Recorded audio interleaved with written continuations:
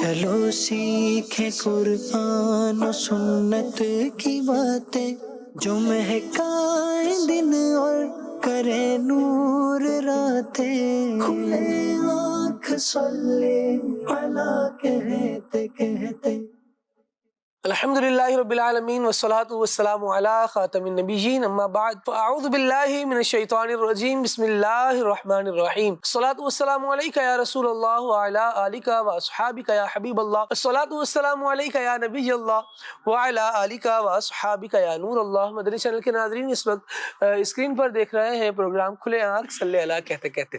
اللہ رب العالمین کی بارگاہ میں دعا کرتے ہیں مالک کریم آج کے دن کو ہم سب کے لیے رحمتوں والا بنائے، برکتوں والا بنائے، ہمیں وہ کام کرنے کی سعادت اور توفیق عطا فرمائے جس میں اس کی اور اس کے پیارے محبوب صلی اللہ تعالی علیہ وآلہ وسلم کی رضا شامل ہو۔ مدنی چینل کے ناظرین، اللہ پاک کے آخری نبی صلی اللہ علیہ وآلہ وسلم کی مبارک ذات پر درود و سلام پڑھنا یقیناً بہت عظیم کام ہے، بڑی برکت والا کام ہے۔ نبی کریم صلی اللہ تعالی علیہ وآلہ وسلم نے خود اس کی ترغیبات اور فضائل کو ارشاد فرمایا، اور اللہ رب العالمین جل وعلا کس کس طرح سے درود پڑھنے والوں کو نوازتا ہے، کتب اس سے مالا مال ہے۔ آئیے نبی کریم صلی اللہ تعالی علیہ وآلہ وسلم پر درود پاک پڑھنے کی ایک فضیلت میں بیان کرتا ہوں۔ اللہ پاک کے آخری نبی صلی اللہ تعالی علیہ وآلہ وسلم نے ارشاد فرمایا، تم مجھ پر درود پڑھو، اللہ پاک تم پر رحمت بھیجے گا۔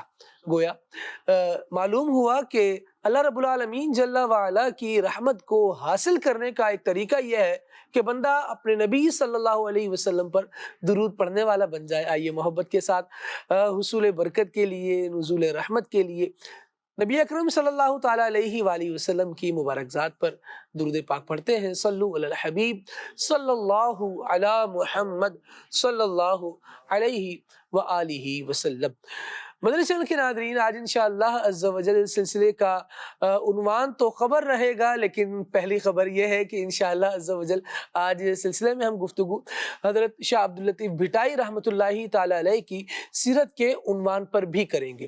آج آپ کا یوم عرس ہے، اور اس سلسلے میں پاکستان میں اور سندھ میں بالخصوص تعطیل بھی ہے، اور اسکول اور دیگر ادارے بند ہیں، تو ہو سکتا ہے بچوں کی بھی ایک تعداد ہو جو ہمارے ساتھ ہو، کیونکہ روٹینلی ایسا ہوتا ہے کہ جب بچوں کو اسکول جانا ہوتا ہے تو انہیں اٹھانا ہوتا ہے، اور جب چھٹی ہوتی ہے تو وہ والدین کو اٹھا رہے ہوتے ہیں۔ بہرحال ملی جلی سی کیفیت گھروں میں رہتی ہے۔ ہو سکتا ہے بچے بھی آج ہمارے ویورز ہوں اور ہمیں دیکھ رہے ہوں، تو انشاءاللہ ان سے بھی کچھ گفتگو رہے گی۔ اور چھٹی کس لیے ملی ہے؟ شاہ عبداللطیف بھٹائی رحمۃ اللہ تعالیٰ علیہ کے یوم عرس کے سلسلے میں، تو انشاءاللہ ان کے اصالے ثواب کے لیے ان کی سیرت کا بیان بھی ہوگا، اور اپنا موضوع جو ہمارا خبر ہے انشاءاللہ اس کو بھی ہم ڈسکس کریں گے۔ پہلے اللہ رب العالمین جل وعلا کے مقدس کلام قرآن مجید برہان رشید کی آیات بینات کی تلاوت ترجمے کے ساتھ آئیے ملاحظہ کرتے ہیں۔ اعوذ باللہ من الشیطان الرجیم، میں اللہ تعالیٰ کی پناہ میں آتا ہوں شیطان مردود سے۔ بسم اللہ الرحمن الرحیم، اللہ کے نام سے شروع جو نہایت مہربان رحم والا۔ ام لهم شرکاء شرعوا لهم من الدین ما لم یأذن به اللہ، یا ان کے لیے کچھ شریک ہیں جنہوں نے ان کے لیے وہ دین نکال دیا ہے کہ اللہ نے اس کی اجازت نہ دی۔ ولولا کلمۃ الفصل لقضی بینہم، اور اگر ایک فیصلے کا وعدہ نہ ہوتا تو یہیں ان میں فیصلہ کر دیا جاتا۔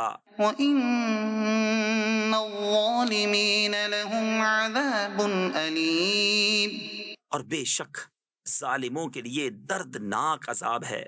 تَرَى الظَّالِمِينَ مُشْفِقِينَ مِمَّا كَسَبُوا وَهُوَ وَاقِعٌ بِهِمْ، تم ظالموں کو دیکھو گے کہ اپنی کمائیوں سے سہمے ہوئے ہوں گے، اور وہ ان پر پڑھ کر رہیں گی۔ وَالَّذِينَ آمَنُوا وَعَمِلُوا الصَّالِحَاتِ فِي رَوْضَاتِ الْجَنَّاتِ، اور جو ایمان لائے اور اچھے کام کیے وہ جنت کی پھلواریوں میں ہیں۔ لَهُم مَّا يَشَاءُونَ عِندَ رَبِّهِمْ، ذلك هو الفضل الكبير ان کے لیے ان کے رب کے پاس ہیں جو چاہیں، یہی بڑا فضل ہے۔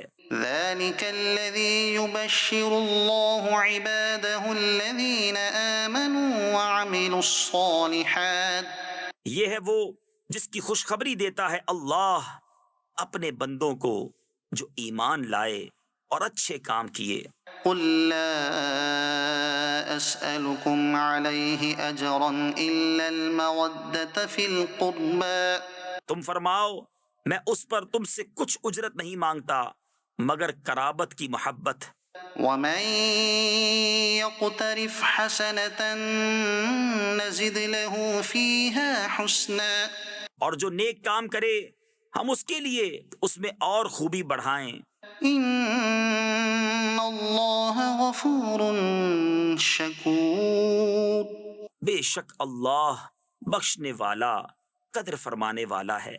أم يقولون افترى على الله كذبا یا یہ کہتے ہیں کہ انہوں نے اللہ پر جھوٹ باندھ لیا، فإن يشأ الله يختم على قلبك اور اللہ چاہے تو تمہارے دل پر اپنی رحمت و حفاظت کی مہر فرما دے، ويمحو الله الباطل ويحق الحق بكلماته اور مٹاتا ہے باطل کو اور حق کو ثابت فرماتا ہے اپنی باتوں سے۔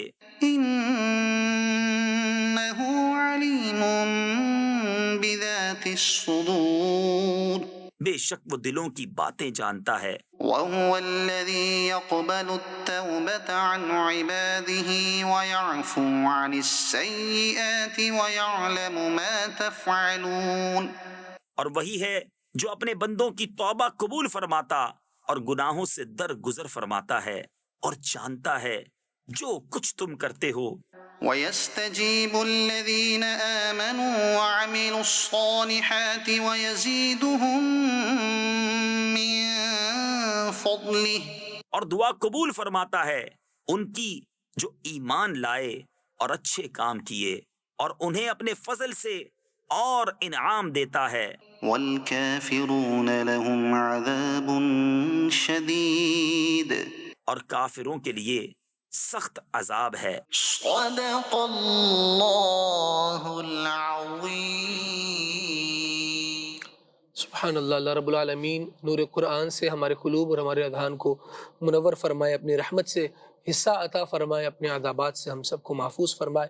مدنی چینل کے ناظرین، قرآن مجید کو پڑھنے کا معمول بنائیے، اللہ تبارک و تعالیٰ کی رحمت بھی نصیب ہوگی، دل کا زنگ اور سختی جو ہے وہ دور ہوگی اور انشاءاللہ نیکیوں میں دل لگنے لگے گا۔ اللہ تبارک و تعالیٰ ہمیں یہ توفیق خیر بھی نصیب فرمائے۔ آج سلسلے کا عنوان جو ہے وہ خبر ہے اور شاہ عبداللطیف بھٹائی رحمۃ اللہ تعالیٰ علیہ کے حوالے سے بھی انشاءاللہ گفتگو کرنی ہے۔ اللہ رب العالمین جل وعلا نے اپنے اولیاء کو بہت برکتیں عطا فرمائی ہیں اور بہت ساری جگہوں پر آپ دیکھیں گے کہ علاقے، خطے، قصبے جو ہے وہ پہچانے ہی ان اولیاء کرام سے جاتے ہیں۔ آپ کراچی کی طرف دیکھ لیجئے، کیونکہ یہاں دعوت اسلامی کا عالمی مدنی مرکز بھی موجود ہے اور یہیں کے اسٹوڈیو سے ہم یہ گفتگو کر رہے ہیں، تو یہاں کے جو مزارات ہیں ان میں سر فہرست عبداللہ شاہ غازی رحمۃ اللہ تعالیٰ علیہ کا مزار ہے اور یہ کراچی کی پہچان قرار دیا جاتا ہے۔ ایسے ہی سندھ دھرتی کی ایک بہت عظیم اور بہت بڑی پہچان جو ہے وہ حضرت شاہ عبداللطیف بھٹائی رحمۃ اللہ تعالیٰ علیہ ہے۔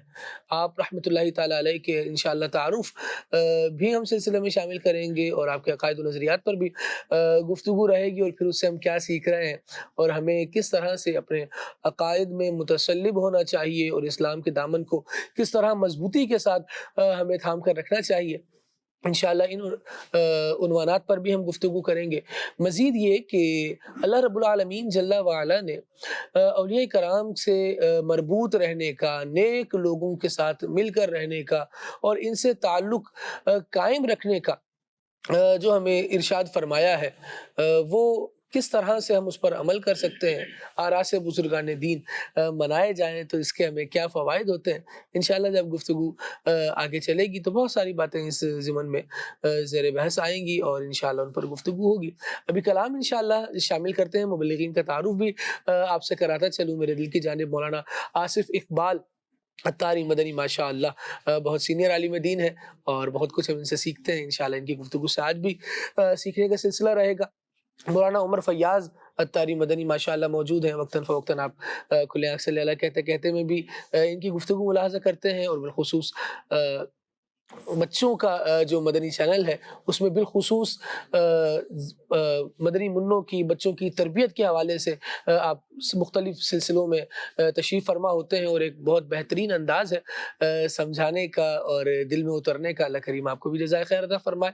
انشاءاللہ آپ کی گفتگو بھی رہے گی بہت زبردست، اور ہمارے پیارے نعت خوان بہت کم کھلے آنکھ صلی اللہ کہتے کہتے سلسلے میں تشریف لاتے ہیں، لیکن بہرحال آج وقت عطا فرمایا ہے. عبد المالک عطاری صاحب انشاءاللہ آپ سے بھی گفتگو رہے گی اور آپ سے ہم کلام سنیں گے. ابھی ہم سلسلے میں کلام شامل کر رہے ہیں، راتیں بھی مدینے کی باتیں بھی مدینے کی. دیکھیے اور محسوس ہوجیے. اللہ رب العالمین برکت عطا فرمائے. صلو علی الحبیب صلی اللہ علیہ محمد صلی اللہ علیہ وسلم.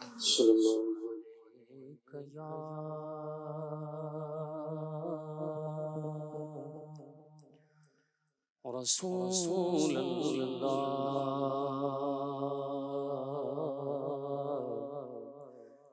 وسلم علیک یا حبیب اللہ.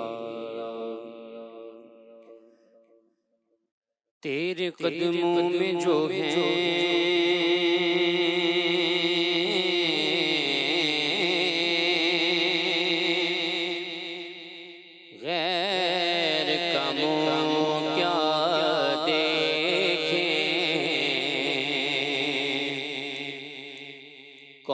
نظروں پہ چڑھے دیکھ کے تلوار تیرا، اور تیری سرکار میں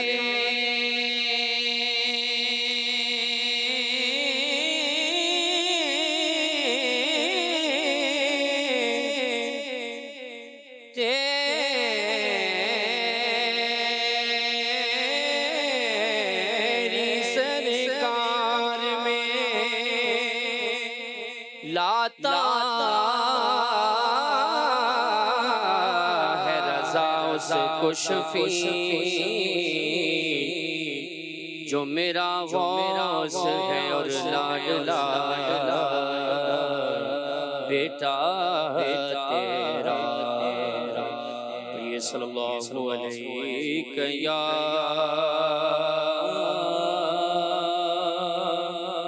رسول اللہ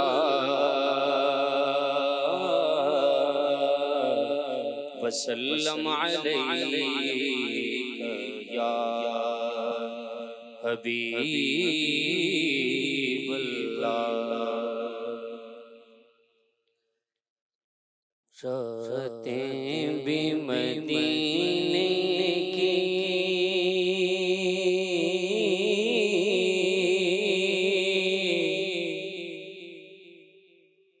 باتیں بھی مدینے کی، راتیں بھی مدینے کی، باتیں بھی مدینے کی، راتیں بھی مدینے کی، باتیں بھی مدینے کی، راتیں بھی مدینے کی، باتیں بھی مدینے کی، راتیں بھی مدینے کی، باتیں بھی مدینے کی. جینے میں یہ جینا ہے کیا بات ہے جینے کی، جینے میں یہ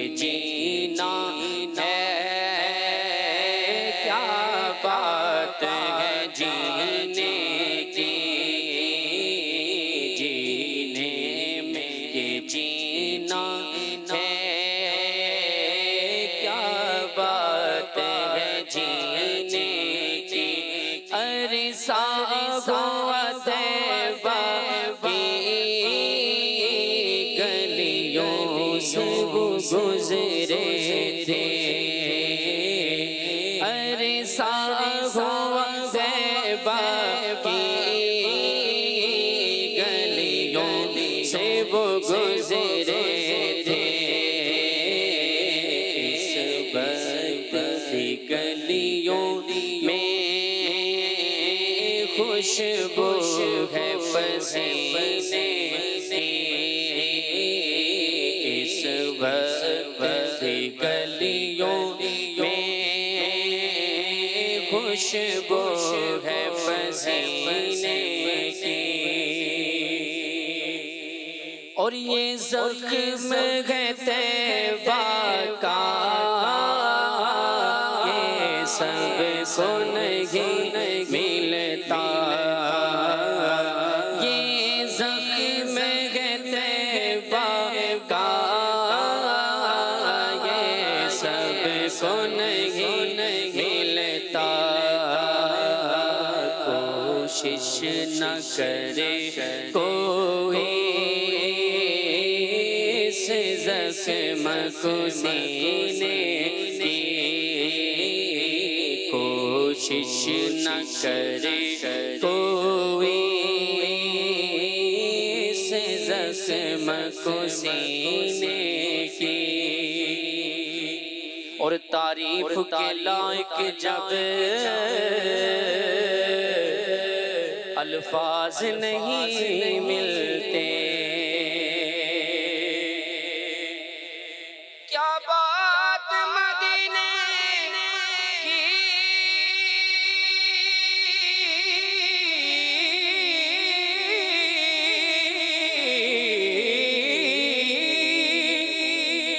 کیا بات مدینے کی، دنیا کھاتی ہے،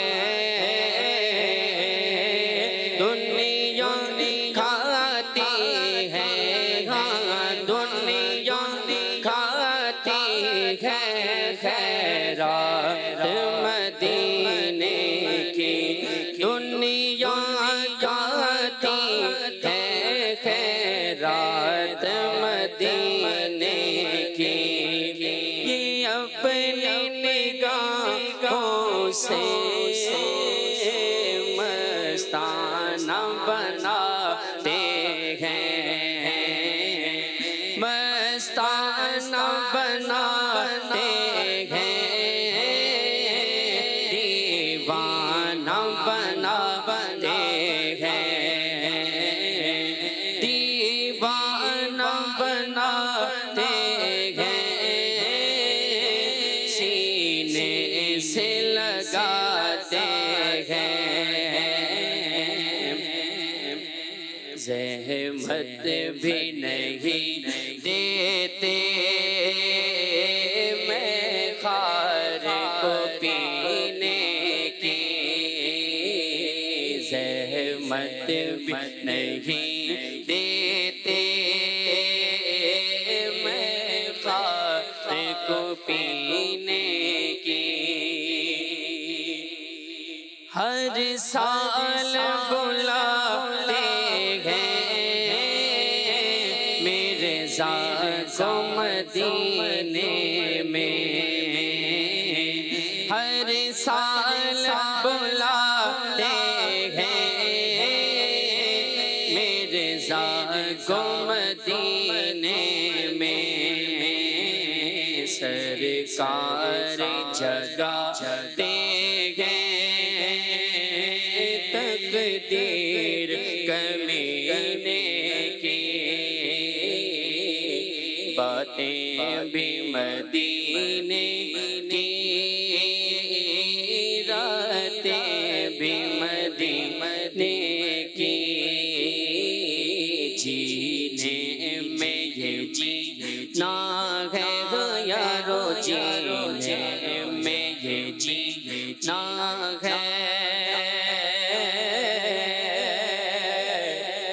کیا بات ہے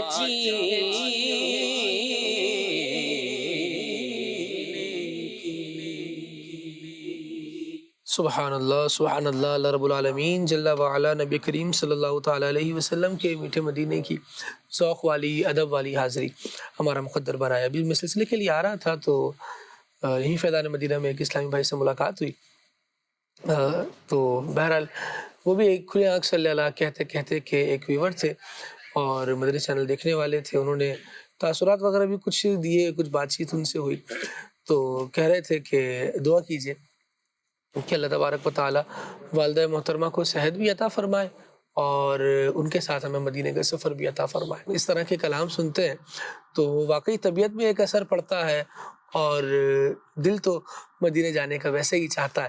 اللہ تبارک و تعالی ہمیں ذوق والی ادب والی حاضری بھی نصیب فرمائے، جن کے والدین سلامت ہیں مالک کریم ان کو والدین کے ساتھ پہنچائے اور گھر والوں کے ساتھ پہنچائے۔ یقیناً سعادت مندی ہوتی ہے یہ کہ حرمین طیبین کا سفر ہو اور والدین بھی ساتھ ہوں۔ ہم جب مدرسۃ المدینہ میں تھے تو یہ کلام بڑے ذوق اور شوق سے پڑھتے تھے، اللہ مجھے حافظ قرآن بنا دے۔ تو اس کے وقت میں امیر اہل سنت نے لکھا کہ استاد ہوں، ماں باپ ہوں، عطار بھی ہوں ساتھ، یوں حج کو چلے اور مدینہ بھی دکھا دے۔ تو یوں دعائیں، اس میں دعا جو ہے حج کی بھی ہے، استاد، ماں باپ اور سیدی امیر اہل سنت دامت برکاتہم العالیہ ان کی بھی ہمیں معیت نصیب ہو، ان کا ساتھ نصیب ہو اور مدینہ طیبہ کی حاضری نصیب ہو۔ اللہ کریم ان دعاؤں کو قبول فرمائے، اب بھی یہ دعائیں کرنے کی توفیق دے اور وہ بچپن میں مانگی گئی دعائیں بھی اللہ کریم قبول فرمائے۔ نہیں، آپ دیکھیں کیسی وہ ذوق والی حاضری ہوگی، کیسی وہ سمجھ لیں یادگار حاضری ہوگی کہ پیر صاحب بھی ساتھ ہوں، ماں باپ بھی ساتھ ہوں اور بچے بھی ساتھ میں ہیں، اور پھر جو ہے وہ مدینہ منورہ کی حاضری ہو تو اس ذوق کی کیا ہی بات۔ انشاءاللہ وابستہ رہ شجر سے امید بہار رکھ۔ تو الحمدللہ فی الحال تو یہی کیفیت ہے، اللہ کریم عطا فرمائے۔ مدنی چینل کے ناظرین، عنوان کی طرف آتے ہیں۔ حضرت شاہ عبداللطیف بھٹائی رحمۃ اللہ تعالی علیہ، آپ کا کچھ ابتدائی تعارف عمر فیاض بھائی سے جاننے کی کوشش کرتے ہیں۔ بسم اللہ الرحمن الرحیم۔ حضرت شاہ عبداللطیف بھٹائی رحمۃ اللہ تعالی علیہ، جی، آپ 12ویں صدی ہجری کے ایک عظیم الشان اور صوفی بزرگ مانے جاتے ہیں۔ آپ کا شمار عظیم صوفی بزرگوں میں ہوتا ہے۔ اگر ابتدائی تعارف کی بات کروں تو آپ کی پیدائش جو ہے وہ سن 1101 ہجری کے اندر بالا حویلی ضلع مٹیاری سندھ پاکستان میں ہوئی، یعنی سندھ میں آپ کی پیدائش ہوئی ہے، پاکستان سندھ کے اندر، اور سندھ کا علاقہ بالا حویلی ضلع مٹیاری کا علاقہ تھا۔ اچھا، ہم یہ دیکھتے ہیں کہ جب والدین نیک ہوتے ہیں تو والدین جب نیک ہوتے ہیں تو ان کا جو فیضان ہے وہ اولاد کے اندر بھی جاری ہوتا ہے۔ تو حضرت شاہ عبداللطیف بھٹائی رحمۃ اللہ تعالیٰ علیہ کے جو والد گرامی ہیں وہ بھی جو ہے وہ بڑے نیک برگزیدہ اور اللہ تبارک و تعالیٰ کے ولی تھے۔ آپ کے والد گرامی کا نام سید حبیب شاہ ہے، اور جہاں حضرت کا مزار ہے وہیں قریب میں حضرت کے والد کا مزار بھی موجود ہے۔ حضرت سید حبیب شاہ آپ کے والد گرامی کا نام تھا، اور ان کا بھی شمار جو ہے وہ اپنے زمانے کے چوٹی کے اللہ کے ولیوں کے اندر ہوتا تھا۔ اور حضرت حبیب شاہ بالا حویلی سندھ میں رہتے تھے، لیکن جب حضرت شاہ عبداللطیف بھٹائی علیہ الرحمہ کی ولادت ہوئی، ان کی پیدائش ہوئی، تو اس کے کچھ ہی دن کے بعد اپنے آبائی گاؤں کو چھوڑ کر کوٹری سندھ کے اندر آ کر آپ رہنے لگے۔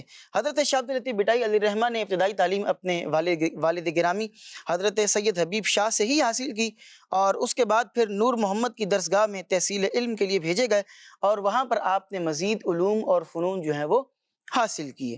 اچھا، آپ کے بارے میں آتا ہے کہ آپ زبردست عالم دین بھی تھے، اور آپ کو کئی زبانوں پر عبور حاصل تھا، یعنی اپنی جو زبان تھی اس پر تو عبور حاصل تھا، ساتھ ہی ساتھ آپ کو عربی زبان پر بھی بڑی مہارت حاصل تھی، فارسی زبان پر بھی آپ کو بڑی مہارت حاصل تھی، ہندی زبان اور اس کے علاوہ دوسری علاقائی زبانوں پر بھی آپ کو بڑی کمال کی دسترس حاصل تھی۔ یہی وجہ ہے کہ اگر آپ کے جو کلام ہے وہ مختلف زبانوں کے اندر ملتے ہیں، اور آپ مختلف علاقوں میں جا کر ان کے حساب سے ان کی بولی کے اندر گفتگو کیا کرتے اور تبلیغ اسلام کا فریضہ جو ہے وہ انجام دیا کرتے تھے۔ آپ کے تعلق سے آتا ہے کہ آپ روزانہ کئی میل تک پیدل جاتے اور پیدل سفر کر کے اللہ تبارک و تعالیٰ کے دین کی اشاعت کو اور دین اسلام کی جو تعلیمات ہیں ان کو پھیلایا کرتے تھے۔ آپ کے کلام کا جو مجموعہ ہے وہ شاہ جو رسالوں کے نام سے آج مارکیٹ کے اندر ملتا ہے اور بڑا مقبول عام ہے اور نہایت عقیدت و احترام کے ساتھ اس کو لوگ پڑھتے ہیں، اور آپ کو بھٹائی کہا جاتا ہے۔ جب بھٹائی کہنے کی وجہ جو بیان کی گئی ہے وہ یہ کی گئی ہے کہ آپ نے عبادت و ریاضت کے لیے جنگل میں ایک ایسی جگہ کا انتخاب کیا کہ جو کہ ایک ٹیلا تھا، اور وہ ٹیلا جو ہے وہ چاروں طرف سے خاردار جھاڑیوں کے اندر گھرا ہوا تھا۔ چونکہ جو ہماری پیاری زبان ہے سندھی زبان، اس کے اندر ٹیلے کو بھٹ کہا جاتا ہے، تو اسی مناسبت سے چونکہ آپ عبادت و ریاضت کے لیے اس ٹیلے کے اوپر جایا کرتے تھے تو اس مناسبت سے آپ کو بھٹائی کہا جاتا ہے، اور وہ جو آپ کا جو شہر ہے اس کو بھی جو ہے وہ اب بھٹ شاہ آپ کی مناسبت سے کہا جاتا ہے۔ تو یہ ابتدائی تعارف تھا جو کہ میں نے آپ کو بیان کیا۔ کیا بات ہے، اللہ کریم برکت عطا فرمائے۔ اور شاہ عبداللطیف بھٹائی رحمۃ اللہ تعالی علیہ کے مزار پر جب ہماری حاضری ہوئی تھی، یعنی یہ تقریباً بات ہوگی سن 2009-2010 کی، تو مدنی قافلہ تھا 12 ماہ کا، تو اسی میں سلسلہ بنا تھا، تو الحمدللہ وہاں 3 دن آپ کے علاقے کے قریب گزارنے کی سعادت حاصل ہوئی تھی۔ پھر اسی دوران مزار شریف پر بھی حاضری ہوئی، تو انتہائی سکون کی جگہ، اور اللہ کریم کا یہ بڑا کرم ہے کہ اللہ کریم نے صوفیہ سے زمینوں کو آباد فرمایا ہے۔ آپ دیکھیے جہاں جن زمینوں کی طرف صوفیہ نے رخ کیا ہے، اور وہاں پر آپ دیکھیے گا تو وہاں کے رہنے والوں میں، وہاں کے بسنے والوں میں اہل اللہ کا ادب، احترام، یہ ایسا مطلب واضح طور پر محسوس کیا جا سکتا ہے۔ آصف بھائی کچھ اس حوالے سے بھی ارشاد فرمائیں، اور شاہ عبداللطیف بھٹائی رحمۃ اللہ تعالی علیہ کے عقائد و نظریات کے حوالے سے بھی۔ بسم اللہ الرحمن الرحیم۔ اللہ کے اولیاء جنہیں صوفیہ بھی کہا جاتا ہے، ولی اللہ بھی کہتے ہیں، اور اللہ والے بھی کہتے ہیں، صحیح۔ مختلف علاقوں میں لوگ اپنے انداز میں اولیاء اللہ کے لیے الفاظ، القاب استعمال کرتے ہیں، اور مطلقاً کہا جائے تو ایک ولی اللہ۔ بر صغیر کی ہم پوری ہسٹری کو دیکھتے ہیں تو اس بر صغیر میں پاک و ہند میں دیگر، جس میں بنگلہ دیش بھی شامل ہے، دیگر یہ ممالک ہیں، ان میں ہم دیکھتے ہیں کہ زیادہ تر جو تبلیغ کا صحرا ہے وہ صوفیہ کرام کے سر ہے، سبحان اللہ۔ کہ اللہ تعالی کی وحدانیت، توحید، رسالت اور شریعت کے احکام، اور انہوں نے جو ہے وہ اس بر صغیر میں جو غیر مسلم تھے ان میں یہ پیغام پہنچایا، اور پھر اللہ کے فضل سے سینکڑوں نہیں، ہزاروں نہیں، لاکھوں لاکھ لوگوں نے ان کے پیغام کو قبول کیا، اور ہم دیکھتے ہیں کہ اس پورے خطے میں الحمدللہ مسلمان ہی مسلمان ہیں، اللہ کو ایک ماننے والے لوگ ہیں، موحدین ہیں، اللہ کو ماننے والے ہیں، مسلمان ہیں۔ تو یہ ان کا فیضان ہے اولیاء اللہ کا، صوفیہ کا، اور پھر صوفیہ کے اپنا انداز ہوتا ہے، ایک اپنا رنگ ہوتا ہے، ٹھیک ہے، اور وہ کیا کرتے ہیں جیسے لوگوں کے معاملات ہوتے ہیں۔ اب جن صوفیہ نے دیکھا کہ اس علاقے میں شاعری کو زیادہ سنا جاتا ہے، تو انہوں نے کیا کیا، شاعری ہی کے اندر، شاعری کی زبان میں انہوں نے پیغام کو عام کیا۔ اب باب اللہ شاہ رحمۃ اللہ علیہ ہوں، اور اس کے علاوہ ہم دیکھتے ہیں اور بھی کئی بزرگ ہیں جنہوں نے شاعری کو اختیار کیا، اور شاعری کی زبان میں وہاں کے رہنے والے جو لوگ تھے ان اطراف میں، گاؤں دیہات میں، اور سادہ جو لوگ ہوتے تھے، تو ان تک انہوں نے شاعری میں اللہ کی وحدانیت کا پیغام، عقیدہ ختم نبوت کا پیغام، نبی پاک علیہ السلام کی جو ہے وہ میلاد ہے اس کا پیغام، آپ علیہ السلام کی شفاعت کا پیغام، تو انہوں نے شاعری میں یہ پیغام عام کیا۔ اور کیونکہ اشعار جو ہوتے ہیں وہ جلدی یاد بھی ہو جاتے ہیں، سمجھ بھی جلدی آ جاتے ہیں، اور جب اپنی زبان ہی کے اندر شاعری ہوتی ہے تو اس کو سمجھنا اور آسان ہو جاتا ہے۔ تو چونکہ یہ انداز صاحب آپ دیکھیں امام اہل سنت، آپ کے مشکل کلام بھی ملتے ہیں اور آسان کلام بھی ملتے ہیں۔ مشکل کلام وہ اہل علم کے لیے ہیں، آسان کلام جو عوام کے لیے ہیں۔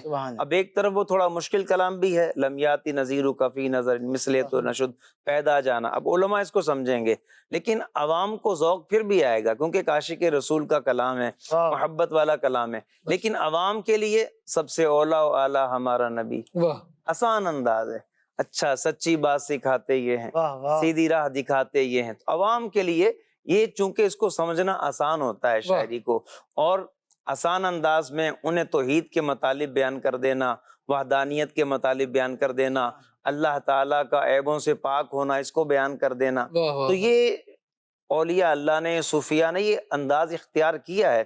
ابھی عمر بھائی نے بتایا کہ شاہ عبداللطیف بھٹائی رحمۃ اللہ علیہ آپ نے کئی زبانوں پہ آپ کو مہارت حاصل تھی.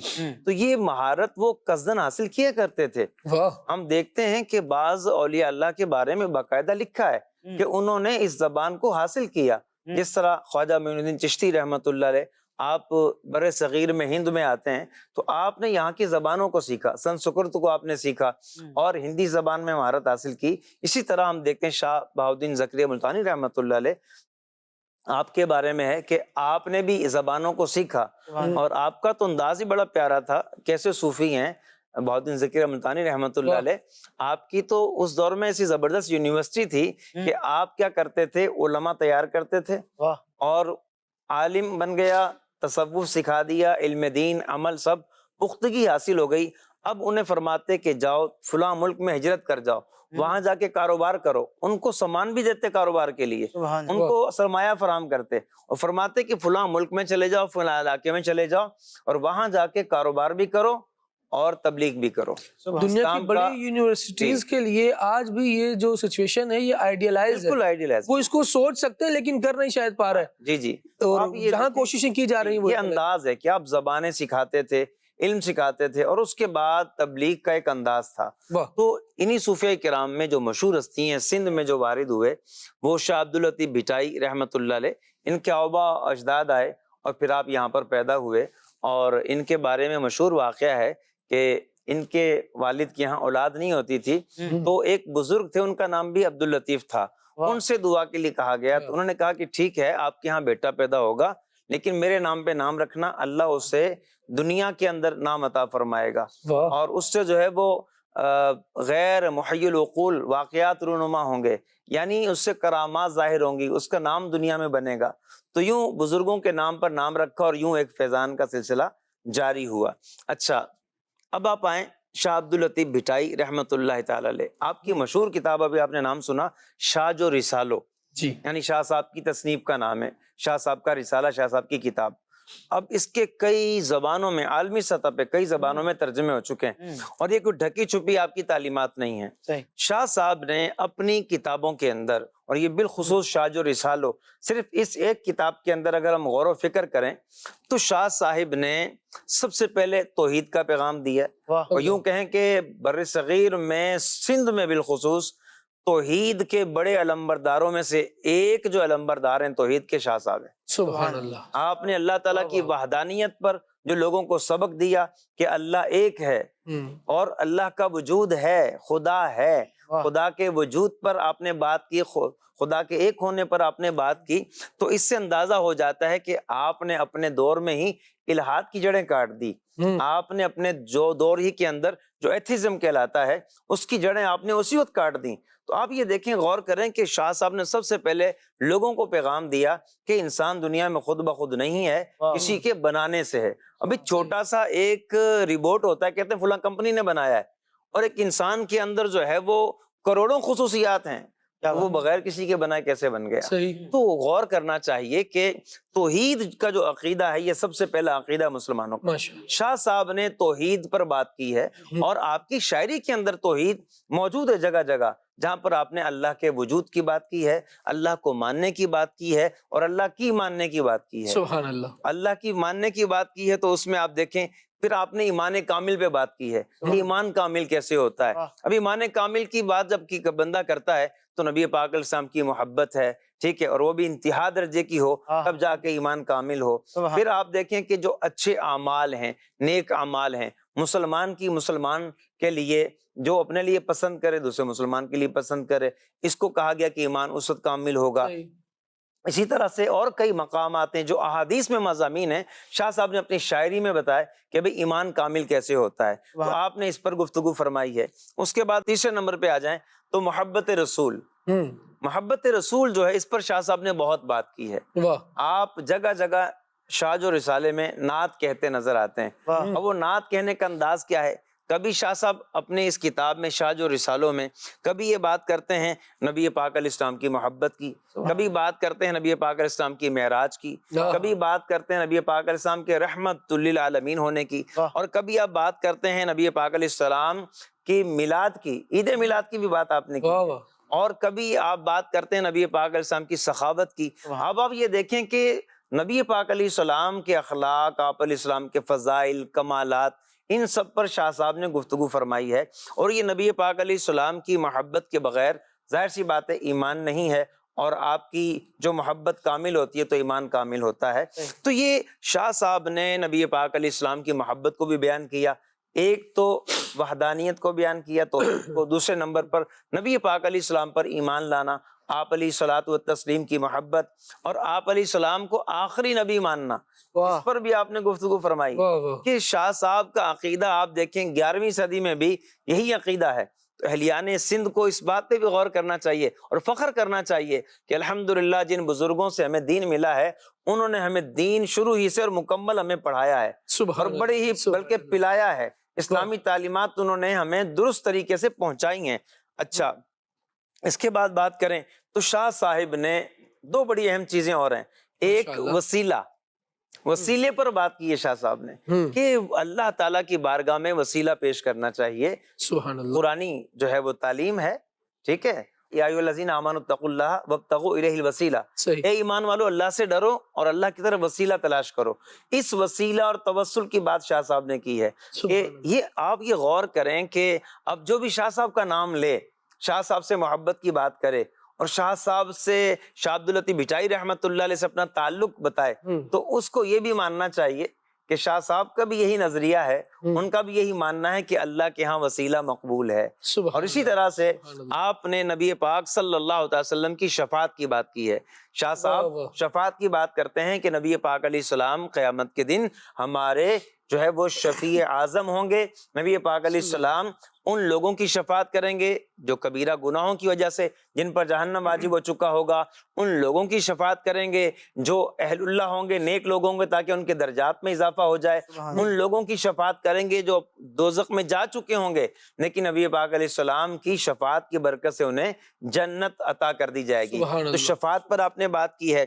اس کے بعد آپ یہ دیکھیں جو جس سے پیار ہوتا ہے نا بندے کو، اس کے پیاروں سے بھی پیار ہوتا ہے، ٹھیک ہے۔ اب نبی پاک صلی اللہ علیہ وسلم سے شاہ عبداللطیف بھٹائی رحمۃ اللہ علیہ کو پیار تھا تو آپ نے نبی پاک علیہ السلام کے اصحاب پر بات کی ہے اور اس بات کو بیان کیا ہے کہ ہر صحابی نبی جنتی اپنے انداز میں، ان کا اپنا ایک انداز ہے، شاعری کا جو مزاج ہے، صحابہ کرام سے محبت کا درس دیا ہے۔ اس کے بعد آپ نے اہل بیت اطہار سے محبت کا درس دیا ہے کہ ہمیں حضرت مولا کائنات سے بھی محبت کرنی ہے، سیدہ کائنات سے بھی محبت کرنی ہے، اور جنتی جوانوں کے سرداروں سے بھی محبت کرنی ہے۔ تو آپ نے اہل بیت اطہار کی محبت کی بات کی ہے۔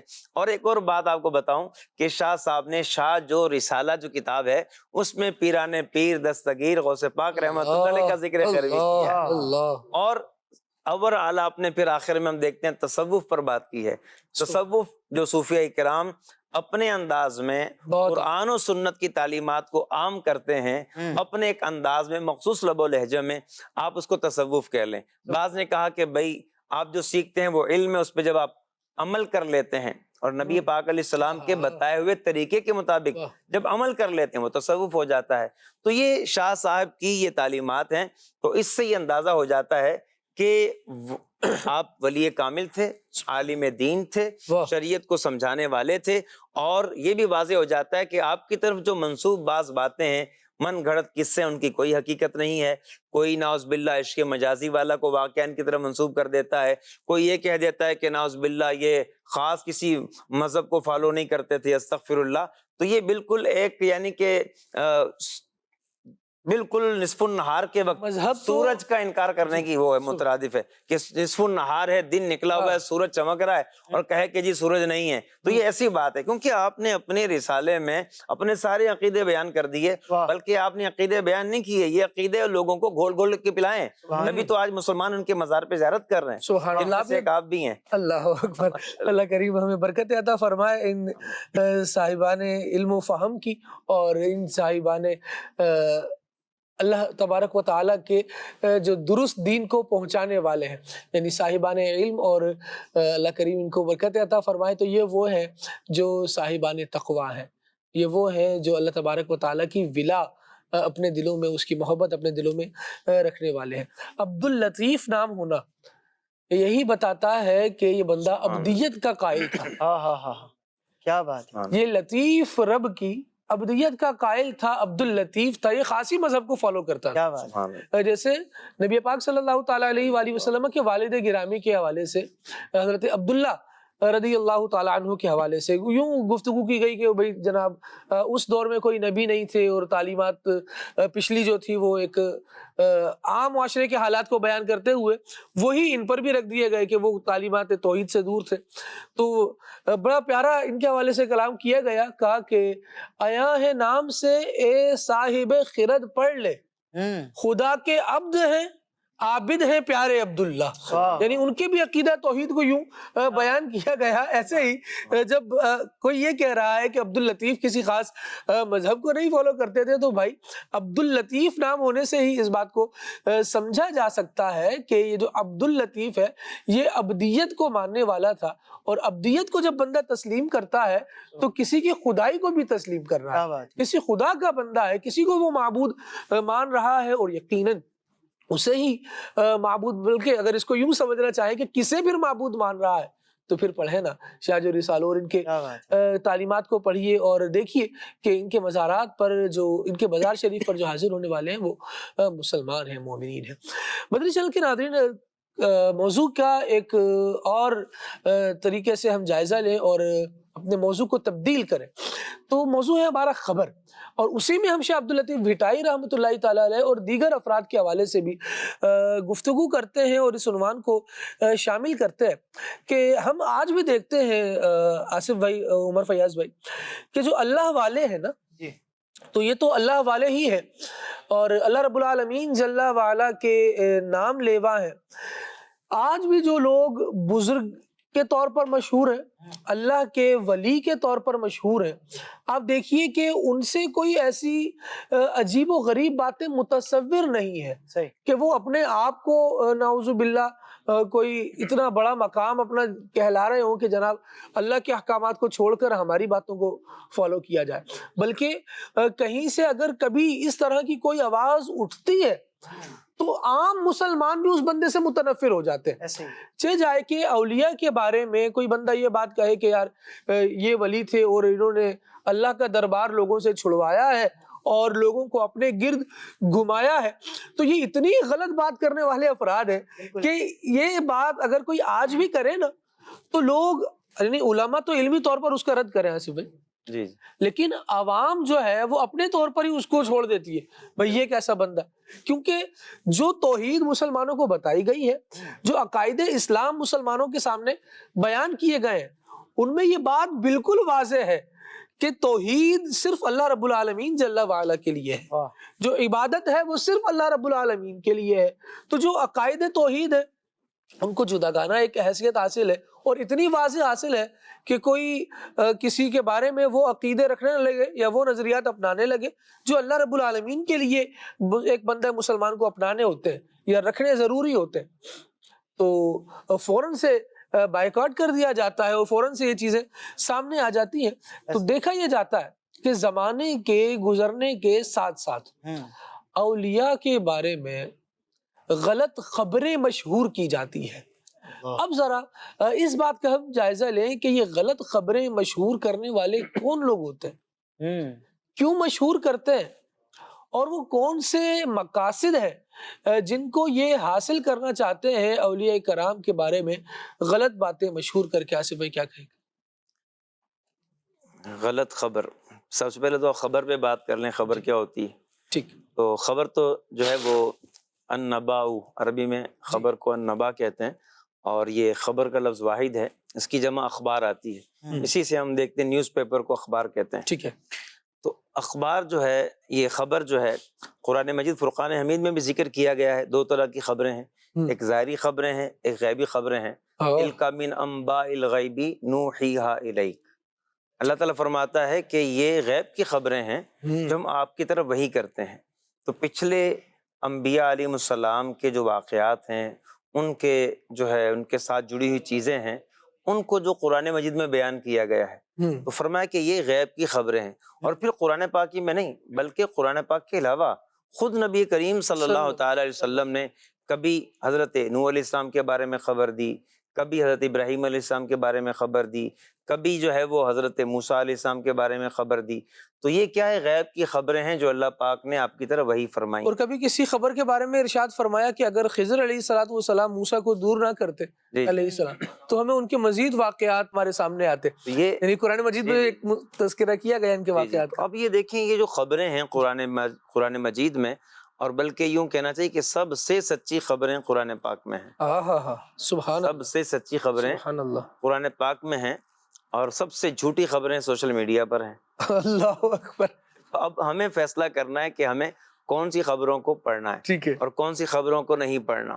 تو اب ہر چیز جو ہمارے پاس آ جاتی ہے وہ انفارمیشن تو ہو سکتی ہے لیکن نالج نہیں ہو سکتا۔ دیکھیں، علم کے درجے میں بات کب جاتی ہے؟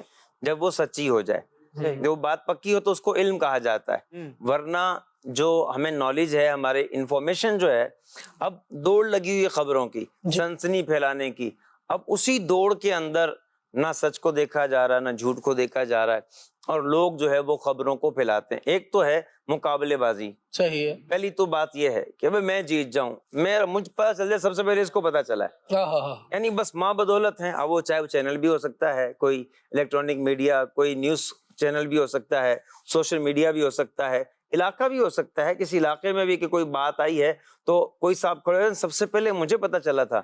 اب اتنی بعض لوگوں کو جلدی ہوتی ہے، خالد امیر بھائی ایک ہمارے ہاں صاحب ابھی بھی موجود ہیں، وہ صاحب کو بڑی جلدی ہوتی ہے خبر پہنچانے کی۔ اب ایک دفعہ کیا ہوا، ہمارے مسجد جو ہے اس کے پڑوس میں ایک بزرگ تھے، بیمار تھے، علیل تھے، ان کو جو ہے نا آئی سی یو میں ایڈمٹ کروایا گیا۔ ان کو کہیں سے پتا چلا کہ ان کو ایڈمٹ کروایا گیا ہے، اب یہ سمجھے شاید وہ انتقال ہو گیا، ان کو اتنی جلدی تھی کہ انہوں نے آ کے مسجد میں اعلان کروا دیا کہ فلاں صاحب فوت ہو گئے ہیں، جنازے کا اعلان بعد میں کیا جائے گا۔ اب وہ ظاہر سی بات ہے، مؤذن صاحب تو نہیں جائیں گے نا تحقیق کرنے کے لیے، علاقے کا ایک فرد کہہ رہا ہے تو انہوں نے اعلان کر دیا۔ وہ ان کے بچے آ گئے مسجد میں کہ بھائی آپ کو اتنی جلدی پڑی ہے ہمارے ابا کو مارنے کی، وہ بھی زندہ ہیں، حیات ہیں۔ تو بعض لوگ یہ بھی ہوتے ہیں کہ مقابلہ بازی، اب مقابلہ بازی جو ہے اس چکر میں انہیں یہ بھی نہیں خیال رہتا کہ یار ہمارے اس مقابلہ بازی کے چکر میں کسی کی عزت خراب ہو رہی ہے، کوئی عقیدہ خراب ہو رہا ہے، معاشرے میں کوئی فتنہ و فساد پیدا ہو رہا ہے، اس کی وجہ سے چغل خوریاں ہو رہی ہیں اور لڑائیاں ہو رہی ہیں، کوئی اس کی وجہ سے طلاقیں ہو رہی ہیں، گھر برباد ہو رہے ہیں۔ تو یہ جو دوڑ ہے نا مقابلے کی، ایک تو مقصد یہ ہوتا ہے۔ اچھا، دوسرا بعض اوقات ٹارگٹ کر کے پروپیگنڈا کیا جاتا ہے۔ اب وہ ٹارگٹ کوئی بھی چیز ہو سکتی ہے، اسلام بھی ٹارگٹ ہو سکتا ہے، اسلامی تعلیمات بھی ٹارگٹ ہو سکتی ہیں، کسی کی ذات بھی ٹارگٹ ہو سکتی ہے، کسی کی شخصیت کو ڈیمیج کرنا بھی ٹارگٹ ہو سکتا ہے۔ آپ دیکھیں کہ بعض اوقات کیا ہوتا ہے، سوشل میڈیا پہ فلاں عالم نے فلاں عالم کے خلاف یہ کہہ دیا، ٹھیک ہے، اب اس پر جو تھمبنیل لگاتے ہیں نا، بعض اوقات تو ایسے تھمبنیل ہوتے ہیں کہ آپ کہیں گے یار دیکھوں اس کے اندر کچھ ہے، لیکن آپ دیکھتے ہیں تو کھودا پہاڑ نکلا چوہا، وہ بھی مرا ہوا۔ ایک بندے نے آصف بھائی ایک لائن لکھی ہے، یہ وہ مجھے لائن سے ایسا لگا کہ یہ تھمبنیل بیزار آدمی ہے۔ اچھا، تو کہہ رہا ہے کہ نعوذ باللہ من ذالک، کہہ رہا ہے کہ یہ جو تھمبنیل لگانے والے ہیں نا، قیامت میں ان کا حساب کوئی الگ ہی طریقے سے ہوگا، یعنی ان کے لیے کوئی سخت سزائیں ہوں گی، اتنے جھوٹے تھمبنیل لگاتے ہیں، بس یہ یعنی بات ہوتی نہیں ہے، وہ لگا کچھ اور دیتے ہیں۔ ہاں، تو یہ دیکھیں، ایک تو یہ بھی انداز ہے کہ بس لوگوں کو اچھا ویورشپ حاصل کرنا، یہ بھی مقصد ہوتا ہے۔ آج کل کے دور میں اگر ہم دیکھیں کہ خبر دینے سے یا زیادہ سے زیادہ ہمیں ویوز مل جائیں، ہماری ویورشپ جو ہے زیادہ ہو جائے، فالوور زیادہ ہو جائیں، ہماری جو ہے وہ اسکرین لوگوں نے دیکھی جس کی ٹائمنگ زیادہ ہو جائے، اب اس سے مالی مقاصد بھی ہوتے ہیں بعض لوگوں کے وابستہ، کچھ شیطانی مقاصد بھی ہوتے ہیں، اور شیطانی مقاصد کے اندر یہ ساری چیزیں آ جاتی ہیں کہ کوئی جو ہے وہ نعوذ باللہ، ابھی ہم نے عقیدہ توحید کی بات کی ہے، اس کو وہ ٹارگٹ کرتا ہے، اور کوئی جو ہے نعوذ باللہ نبی پاک علیہ السلام کی ذات اقدس پہ کوئی حملہ کرتا ہے، یا کوئی قرآن پاک کے خلاف بات کرتا ہے، یا صحابہ کرام کے خلاف بات کرتا ہے۔ تو یہ سارے بہت سارے مقاصد ہوتے ہیں، اور اوور آل ہم دیکھیں نا، اس کو کنکلوڈ کریں تو پھر کیا ہے خالد بھائی؟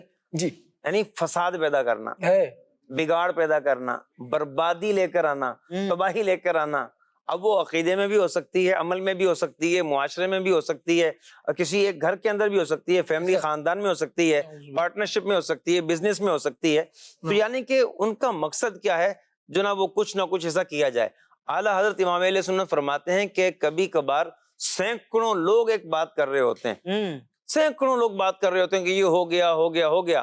فرماتے ہیں جب بعد میں اس کی تفتیش کی جاتی ہے، چھان پھٹک کی جاتی ہے، پتہ چلتا ہے ایسا تو کچھ تھا ہی نہیں، ایسا کچھ تھا ہی نہیں. تو آپ یہ دیکھیں، غور فرمائیں کہ یہ انداز ہیں، اور بات سے جب بات آگے نکلتی ہے ایک منہ سے دوسرے منہ، پھر دوسرے کے کان میں، پھر اس کے منہ سے، اب اتنا پروسیس لمبا ہو جاتا ہے. 100 آدمیوں کے جو ہے وہ جو ہے منہ سے نکلی اور 101 آدمی کانوں میں گئی، تو آخر میں پھر کیا ہوتا ہے؟ شروع میں بتایا جاتا ہے کہ ابا جو ہے نا ان کی طبیعت ٹھیک نہیں ہے، آخر میں کیا ہوتا ہے کہ ابا کا سوئم جو ہے نا 3 دن کے بعد رکھا گیا ہے، تو اس میں سب لوگ شرکت کر لیں. اب خبر ابتدا کیا ہوئی تھی کہ ابا جو ہے نا ان کی طبیعت ٹھیک نہیں ہے، اور انتہا کیا ہوئی؟ 100 بندوں کے بعد انہوں نے کہا کہ وہ فوت ہو گئے ابا. تو یہ انداز ہوتا ہے کہ خبر جو ہے وہ پھیلانے کا شوق، اور اس میں شوق بھی ہوتا ہے. دوسرا یہ مقابلے بازی ہے، پھر فساد پیدا کرنا، لڑائی جھگڑے کروانا، چغل خوری جس کو ہم کہتے ہیں کہ ایک کی بات دوسرے کو اس لیے بتانا تاکہ ان کی آپس میں لڑائی ہو جائے. تو یہ بہت سارے مقاصد خالد بھائی اس میں پیچھے پیش نظر ہوتے ہیں. پرٹیکولرلی میں اس پوائنٹ پر بھی چاہ رہا ہوں کہ آپ کوئی گفتگو فرمائیں کہ اولیاء کے بارے میں کیوں غلط خبریں؟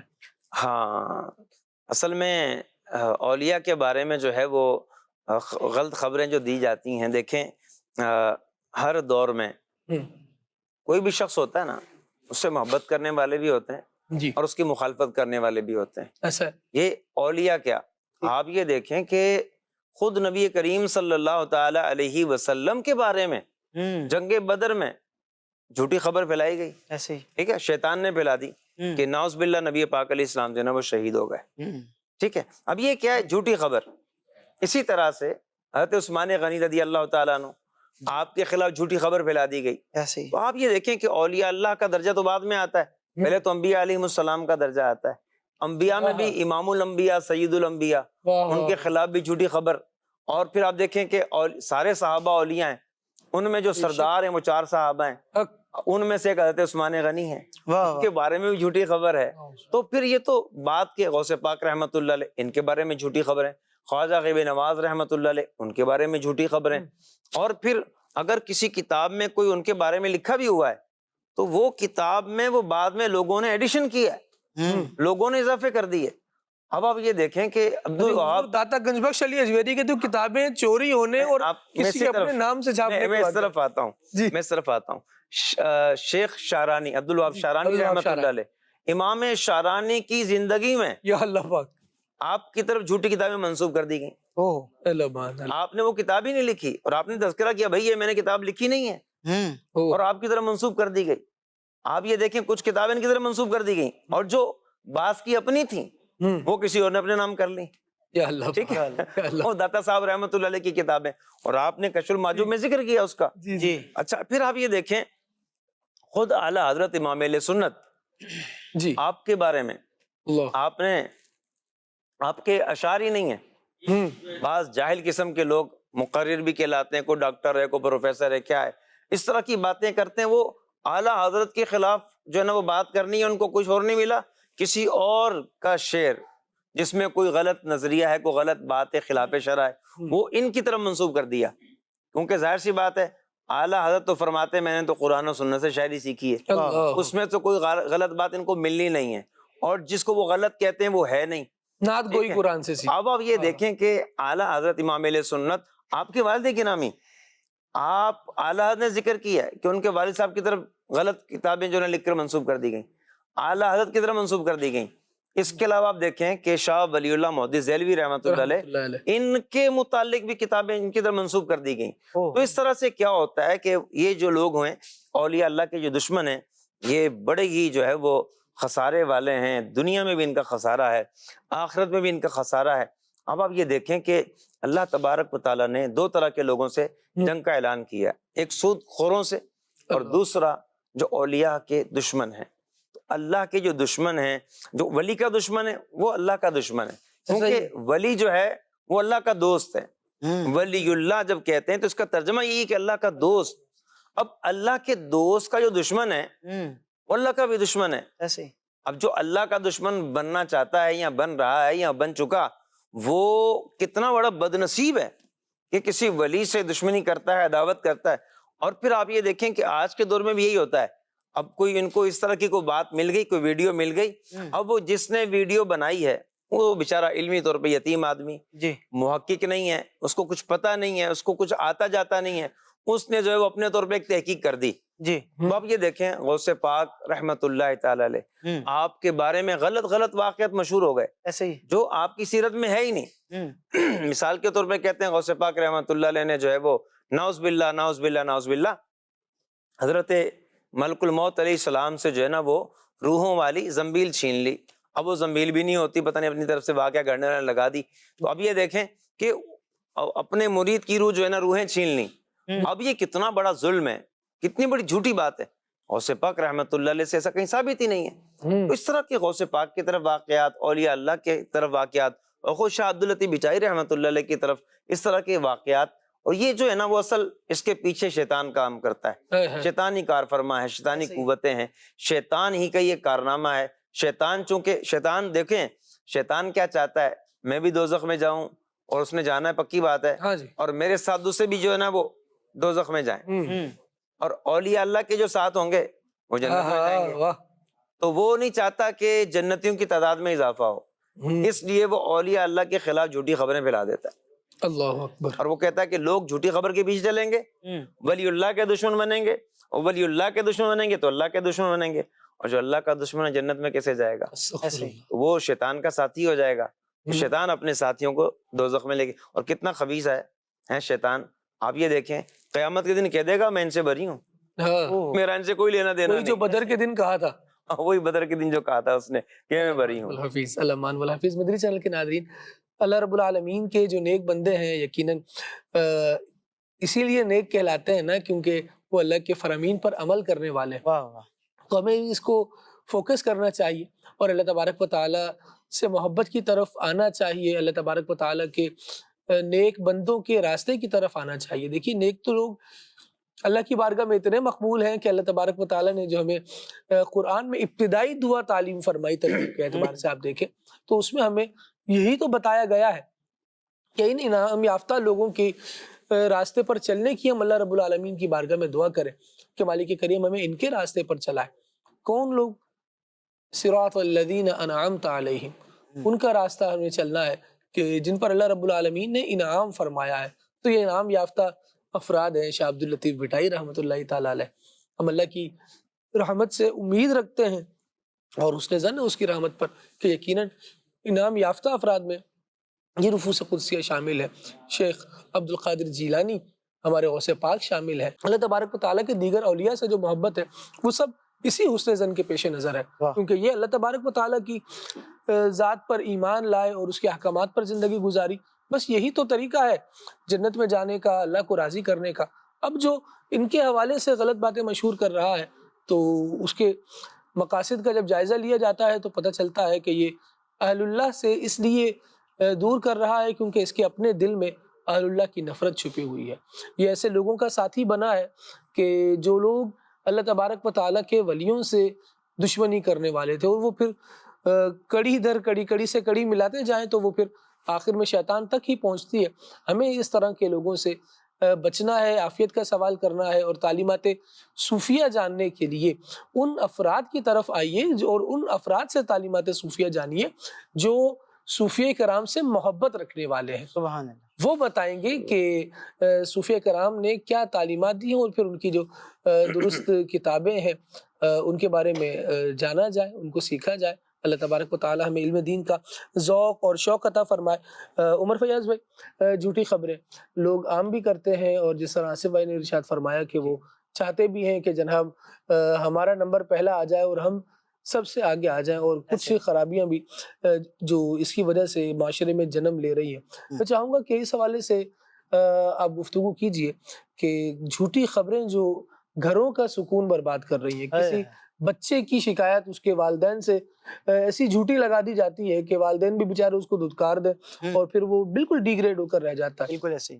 کیا کہیے گا اس حوالے سے؟ بسم اللہ الرحمن الرحیم، بالکل درست آپ نے فرمایا۔ پہلے تو میں جو آصف بھائی ماشاءاللہ بڑی زبردست اور جاندار گفتگو فرما رہے تھے، اس میں ایک چیز میں ایڈ کرنا چاہ رہا تھا، اور وہ یہ تھا کہ بعض اوقات تو بالکل حقیقت یہی ہوتا ہے کہ شر انگیزی پھیلانا یہ مقصود ہوتا ہے، اور بھی کئی اسباب بیان کیے کہ بھی کیا کیا اسباب اور کیا کیا اس کے پیچھے جو ہے وہ چیزیں ہو سکتی ہیں۔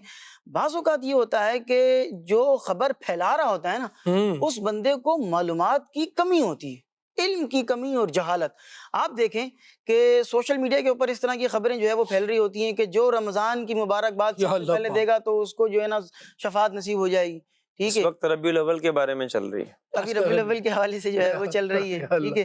اسی طرح جو ہے وہ کرونا وائرس کے دوران کس طرح کی جو ہے وہ افواہیں پھیلی ہیں، اور لوگوں نے جو ہے وہ ان کے اوپر یقین بھی کیا، اور لوگ پریشان ہو گئے کہ جی جو یہ ویکسینیشن کروا لے گا تو وہ 2 سال بعد مر جائے گا، تو فلانا ہوگا تو ڈمکانا ہوگا، یعنی اس طرح کی عجیب و غریب قسم کی باتیں کی، اور پھر جو ہے وہ معاشرے کے اندر انتشار پھیلایا۔ تو بعض اوقات جو ہے وہ یہ علم کی کمی کی بنیاد کے اوپر بھی یہ سارا معاملہ ہو رہا ہوتا ہے، اور نبی پاک علیہ الصلوۃ والسلام نے اور قرآن مجید میں اللہ جل مجدہ نے ہمیں جو ہے وہ اس طرح کی کوئی خبر اگر ملے تو اس کے حوالے سے ہمارا کیا رد عمل ہونا چاہیے، اس حوالے سے ارشاد فرمایا ہے۔ میں ایک آیت کریمہ آپ کی بارگاہ میں پیش کرتا ہوں، سورہ نساء کی یہ آیت کریمہ ہے جس میں رب کریم ارشاد فرما رہا ہے، جس کا ترجمہ کچھ یوں ہے: اور جب ان کو کوئی بات امن یا خطرے کی پہنچتی ہے تو وہ اسے پھیلا دیتے ہیں، یعنی امن کی بات ہو چاہے وہ خطرے کی بات ہو، وہ اس کو پھیلا دیتے ہیں، معاشرے کے اندر عام کر دیتے ہیں۔ پھر فرمایا کہ اگر یہ اس کو رسول اور اپنے اول الامر کے پاس پہنچا دیں تو وہ بات ایسے لوگوں کے علم میں آ جائے جو ان کے درمیان اس بات کی صلاحیت رکھتے ہیں کہ وہ اس کی تہہ کے اندر پہنچ جائیں۔ یعنی کہ اگر آپ کے پاس خود اس بات کی صلاحیت نہیں ہے کہ آپ فیصلہ کر سکیں کہ بھئی یہ بات درست ہے یا غلط ہے، تو جو سمجھدار ہیں آپ ان سے رابطہ کر لیں، جو علماء کرام میں اگر دینی اعتبار سے کوئی بات ہے تو علماء کرام میں آپ ان سے رابطہ کر لیں، وہ آپ کو بیان کریں گے۔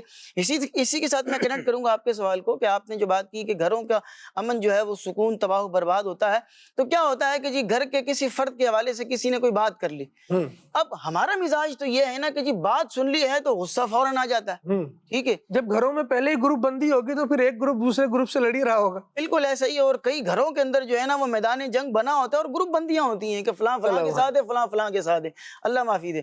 تو اب جب ایک بندے کو دوسرے بندے کی کوئی کمزوری والی بات پتہ چلتی ہے تو پھر کیا ہے کہ جناب بغیر تصدیق کے اور بغیر کسی جو ہے نا وہ تفتیش کے ڈائریکٹ سامنے والے بندے کے اوپر جو ہے نا وہ آپ یوں کہہ سکتے ہیں کہ اگر میں بہت اوپر لیول کی بات کروں تو فائرنگ شروع کر دی جاتی ہے، گولہ باری شروع کر دی جاتی ہے، اور اس کی کسی قسم کی بات کو سننے کو وہ لوگ تیار نہیں ہوتے ہیں۔ اور اس کا نتیجہ کیا نکلتا ہے؟ جس نے شر انگیزی پھیلائی ہے، جس نے کوئی بات کی ہے، تو اس کا نتیجہ وہی نکلتا ہے جو آپ نے یہ بات کی اور آصف بھائی نے یہ بات کی کہ گھر ٹوٹ جاتے ہیں، طلاقیں ہو جاتی ہیں، بچہ جو ہے اس نے کسی قسم کی کوئی بات کی۔ پچھلے دن ہم نے جو ہے وہ اپنے پورے پروگرام کے اندر اسی موضوع کے اوپر بات کی کہ کسی نے کوئی نہ خبر دی، کوئی جھوٹی خبر دی، اس کے اوپر شوہر نے ریٹ کیا، شوہر نے جب ریٹ کیا تو اس کے ساس نے اور دیگر گھر والوں نے ریٹ کیا، اور پھر جو ہے وہ گھر آخر کار ٹوٹ گیا اور اولاد جو ہے وہ بھی رل گئی، ٹھیک ہے؟ بعض اوقات بچہ جو ہے وہ باہر کو شرارت کر دیتا ہے، یا بعض اوقات نہیں بھی کرتا کہ اس نے اتنی سی ہے آ کر اتنی ساری پیش کی جائے گی۔ تو بھائی آپ اپنے بچے سے بھی تو بات کر لیں نا، کہیں یہ کتاب میں نہیں لکھا کہ آپ بیٹھ کر کہیں سکون سے پیار محبت سے اس معاملے کو حل ہی نہیں کر سکتے، ٹھیک ہے؟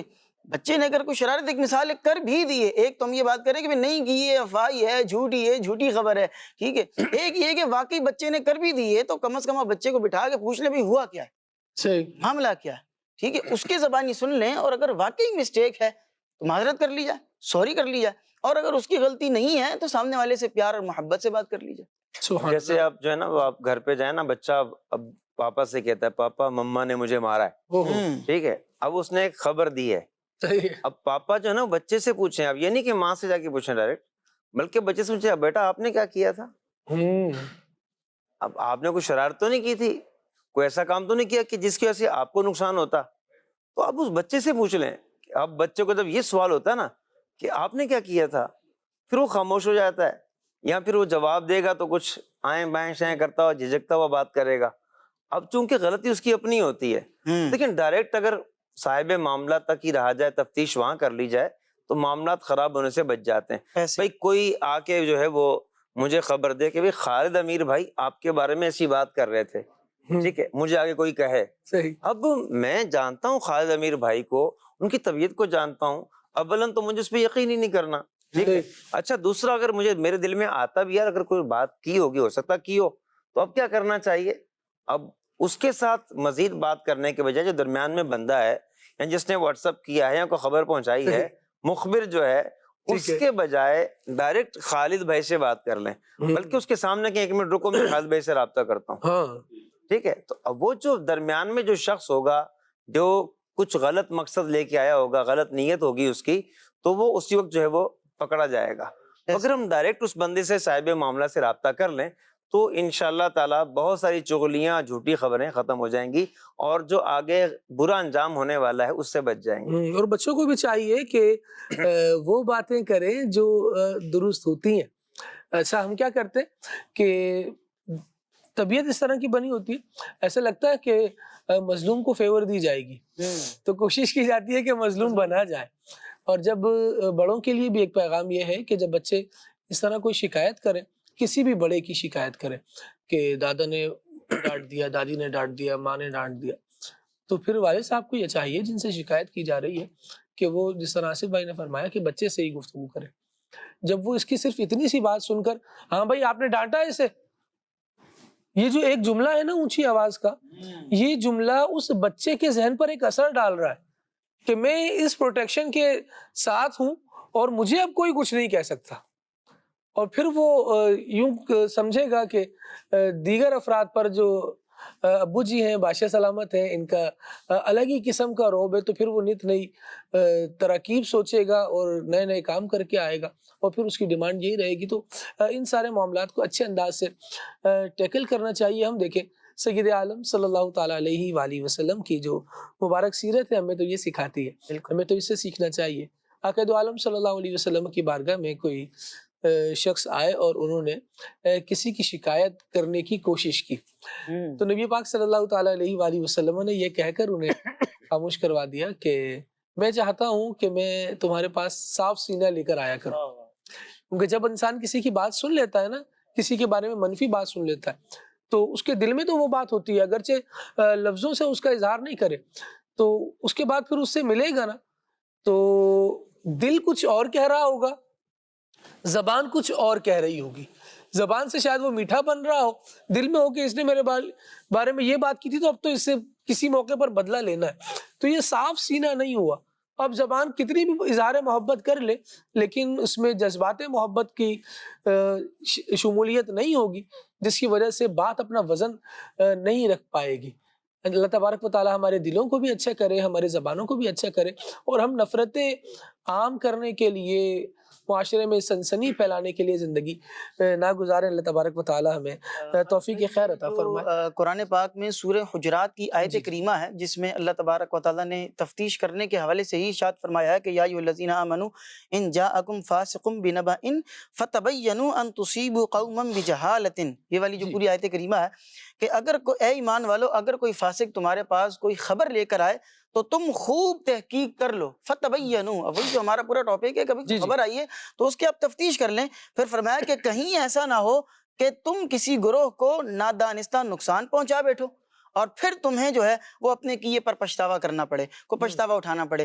اس آیت کا جو شان نزول ہے اگر ہم اس کو دیکھیں تو مفتی قاسم صاحب نے اس کے شان نزول پر پورا ایک واقعہ لکھا ہے کہ ولید بن عقبہ رضی اللہ تعالیٰ عنہ صحابی رسول ہیں، ٹھیک ہے، ان کو نبی پاک علیہ الصلوۃ والسلام نے قبیلہ بنی مستلق کی جانب جو ہے وہ بھیجا کہ آپ وہاں جائیں اور جا کر وہاں سے جو ہے وہ زکوٰۃ اور جو بھی وہاں پر صدقات وغیرہ ہیں اس کو وصولی کریں. اب کتابوں کے اندر یہ لکھا ہے کہ حضرت ولید اور وہ جو قبیلے کی جانب آپ کو بھیجا گیا تھا، ان کی زمانے جاہلیت کے اندر کوئی پرانی کوئی دشمنی تھی. اچھا اب جب یہ وہاں پر گئے تو ان لوگوں نے دیکھ تو لیا کہ یہ آ رہے ہیں، ٹھیک ہے، لیکن انہوں نے اپنی اس پرانی دشمنی کو بھلا کر یہ سوچ کر کہ یہ نبی پاک کے بھیجے ہوئے قاصد ہیں، نبی پاک نے ان کو بھیجا ہے، تو وہ ان کے استقبال کے لیے جب آگے بڑھے تو ان کو یہ محسوس ہوا کہ شاید یہ پرانی دشمنی کی بنیاد پر مجھے کوئی نقصان پہنچانا چاہ رہے ہیں، ٹھیک ہے. تو آپ یہ بات سوچ کر واپس آ گئے، آپ کے وہم و گمان میں، خیال میں یہ بات تھی، آپ واپس آئے اور اپنے گمان کے مطابق نبی پاک اسلام کو وہ سارا جو معاملہ تھا وہ بیان کر دیا، ٹھیک ہے. نبی پاک علیہ السلام نے واقعے کی تفتیش کے لیے حضرت خالد بن ولید رضی اللہ عنہ کو وہاں پر بھیجا. اچھا اب جب آپ وہاں جاتے ہیں تو آپ نے وہاں جا کر دیکھا کہ لوگ نماز بھی ادا کر رہے ہیں، روزے بھی رکھ رہے ہیں، دینی تعلیمات کو اپنا بھی رہے ہیں، اور پھر جب آپ گئے تو وہاں جا کر آپ نے ان سے جب زکوٰۃ کی اور دیگر صدقات کی بات کی تو ان لوگوں نے وہ ساری چیزیں بغیر کسی جو ہے نا وہ چوں چنا کی چیزیں حوالے کر دی. تو آپ وہ لے کر جب نبی پاک علیہ الصلوۃ والسلام کی خدمت میں حاضر ہوئے تو پھر معاملہ یہ کھل کر آیا کہ بھائی یہ تو وہ لوگ آپ کے استقبال کے لیے آگے آ رہے تھے، اور وہ جو آپ نے سوچا تھا صحابی رسول نے وہ ایسا معاملہ نہیں تھا. تو اس وقت یہ آیت کریمہ نازل ہوئی کہ اگر جو ہے نا وہ تمہارے پاس کوئی خبر آ رہی ہے تو اس بات کی تصدیق کر لو، کیونکہ جب یہ بات یہاں پر پہنچی تھی تو بعض نے کہا تھا کہ ہم جا کر وہاں چڑھائی کریں گے اور اس طرح کے معاملات کریں گے. تو نبی پاک علیہ الصلوۃ والسلام نے اس معاملے کی باقاعدہ تفتیش کی، اور آپ نے جو بات کہی کہ بھئی وہ چیز کو چیک کر لینا چاہیے معاملہ کیا ہے، چیک کیا تو معاملہ اس کے بالکل برعکس ہے. ہوتا یوں ہے کہ وہ بات سارے فسانے میں جس کا ذکر نہ تھا، ہاں ہاں وہ بات سارے فسانے میں جس کا ذکر نہ تھا، وہ بات ان کو بڑی ناگوار گزری ہے. کچھ ہوتا نہیں ہے لیکن ایزیوم کر کے ناراض ہو لیا جاتا ہے، ایسا بھی نہیں ہونا چاہیے. تو خود جب بدگمانی دل میں ہو نا، کہا جاتا ہے جی کہ بات تب بگڑتی ہے ہاں جب دل میں پیدا ہونے والے سوالات کے جوابات بھی خود ہی تیار کر لیے جائیں. ہاں ہاں ہاں ہاں بالکل جی، توجہ طلب بات ہے یہ کہ جج بھی آپ ہیں، وکیل بھی آپ ہیں، ملزم تو صرف سزا کے لیے ہی آیا ہے تو اس پہ جرم بھی ثابت ہوگا اور گواہ بھی اس کے خلاف ہی آئیں گے. اللہ کریم ہمیں باتوں میں صرف جذبات سے کام لینے سے بچائے، اور جو امور ہیں ان کو درست انداز سے پرکھنے، دیکھنے اور پھر ان پر فیصلہ کرنے کی توفیق دے. آئیے کچھ کالز ناظرین کی شامل کرتے ہیں. ہمارے ناظرین ہم سے کیا کہنا چاہ رہے ہیں جانتے ہیں. قمر زمان اطاری پنڈ ہٹوبہ سے بول رہا ہوں، اور میری نا خان اسلام بھائی سے گزارش ہے کہ مجھے یہ کلام سنا دے، حال دل کس کو سنائیں آپ کے ہوتے ہوئے. سبحان اللہ، کیا بات ہے جناب. مزید محمد ارسلان اتاری مدینہ الاولیاء ملتان شریف سے بات کر رہا ہوں. حقوق صلی اللہ کہتے کہتے میں آج کا موضوع بہت ہی پیارا ہے. نعت کا اسلام بھائی آپ سے عرض یہ والا کلام سنا دیں، امیر علیہ سنت کا لکھا ہوا جو مدینے کے تصور میں جیا کرتے ہیں. سبحان اللہ، کیا بات ہے جناب. اچھا جی، کچھ فرمائشیں بھی ہیں، یہ بھی لیتے ہیں. کالز بھی مزید ہیں، یہ بھی لیتے ہیں. ایک چلیں جی. سبحان اللہ. عمر اتاری ہیں چنوٹ سے، اور کبھی محمود بھائی کو بھی پروگرام کی زینت بنائیں. ماشاءاللہ وہ تو ویسے ہی زینت ہے، اور انشاءاللہ دعوت آپ کے کہنے پر ہم ضرور پیش کریں گے. قسمت میری چمکائی ہے چمکائی آقا، اس کلام کی آپ نے فرمائش کی ہے. جزاک اللہ خیرہ. اچھا جی، میرا گدا میرا منگتا میرا غلام آئے، اس کلام کی فرمائش ہے. اچھا جی، کمالیہ سے میسج ہے اور کہا جا رہا ہے کہ سلمان بھائی سے بھی عرض کی ہوئی تھی کہ عظیم بھائی کا اسٹوڈیو کلام چلا دیں. اے ربیع مبارک یہ رتبہ تیرا، تجھ میں تشریف لائے حبیب خدا، نہیں چلایا 3-4 مرتبہ عرض کی تھی، پلیز پلیز پلیز خالد بھائی یہ کلام چلا دیں. اچھا جی، 2 گزارشات ہیں اس حوالے سے. ایک تو یہ کہ تھوڑا سا آپ مزید صبر کیجئے، جیسے جیسے انشاءاللہ ماہ میلاد مزید قریب آتا چلا جائے گا ہم میلاد شریف کے حوالے سے ضرور کلام شامل کریں گے. اور دوسری عرض یہ ہے کہ ویڈیو کلام کی فرمائشیں، جس طرح سلمان بھائی بھی کئی مرتبہ پروگرام میں یہ اناؤنس کرتے رہتے ہیں کہ ویڈیو کلام کی فرمائشیں یا کسی ویڈیو کلپ کے حوالے سے اگر آپ کوئی فرمائش کرنا چاہتے ہیں تو اس کے لیے بہترین ذریعہ ہے پروگرام آپ کا مدنی چینل.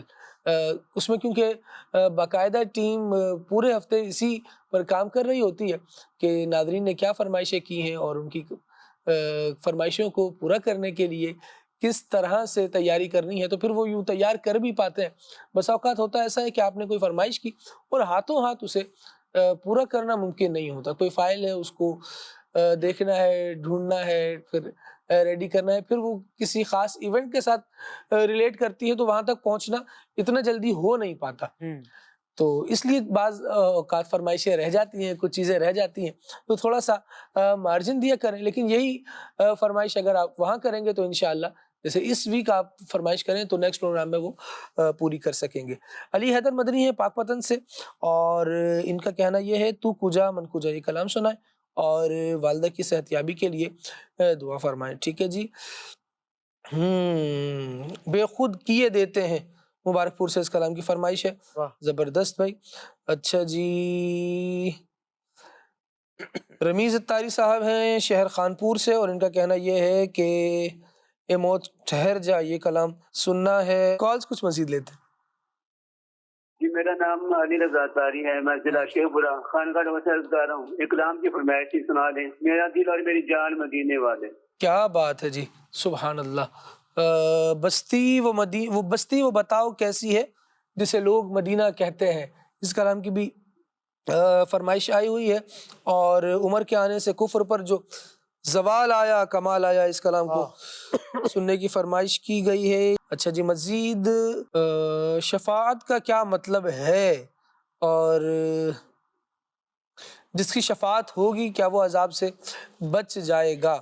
ٹھیک ہے، ویسے تو شفاعت ایک پرٹیکولر موضوع ہے، اور اس پر تو باقاعدہ سلسلے بھی ہم نے کیے ہیں، اور الحمدللہ آئندہ بھی کرنے کی نیت ہے، لیکن آپ کی بات کا ایک شارٹ آنسر ہم آصف بھائی سے لے لیتے ہیں۔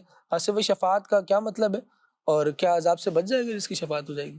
شفاعت کا مطلب ہوتا ہے کہ اللہ کا کوئی پیارا، اللہ کا کوئی محبوب بندہ اپنے کسی محبوب یا اپنے کسی پیارے اپنے سے تعلق رکھنے والے شخص کے بارے میں یہ سفارش کرے کہ یا اللہ اس کو معاف فرما دے۔ یہ ایک آسان لفظوں میں نے عرض کیا ہے، ورنہ شفاعت کی اقسام بھی علماء نے بیان کی ہیں، وہ سب ایک پورا ایک ٹاپک ہے۔ تو اب عذاب سے بچ جائے گا تو اس میں بھی تفصیل ہے کہ شفاعت کی الگ الگ قسمیں ہیں۔ بعض کو جو ہے وہ ایسا بھی ہوگا کہ عذاب قبر ملے گا، قیامت کے دن شفاعت ہو جائے گی۔ اچھا، بعض وہ ہیں کہ جن کو جو ہے وہ قیامت کے دن کبیرہ گناہ بھی لے کر آیا ہوگا، لیکن شفاعت کی برکت سے اس کے کبیرہ گناہ ختم ہو جائیں گے اور وہ عذاب سے بچ جائے گا۔ اچھا، بعض وہ ہیں کہ جو دوزخ میں جا چکے ہوں گے، لیکن نبی پاک علیہ السلام ان کی بھی بعد میں پھر سفارش کریں گے۔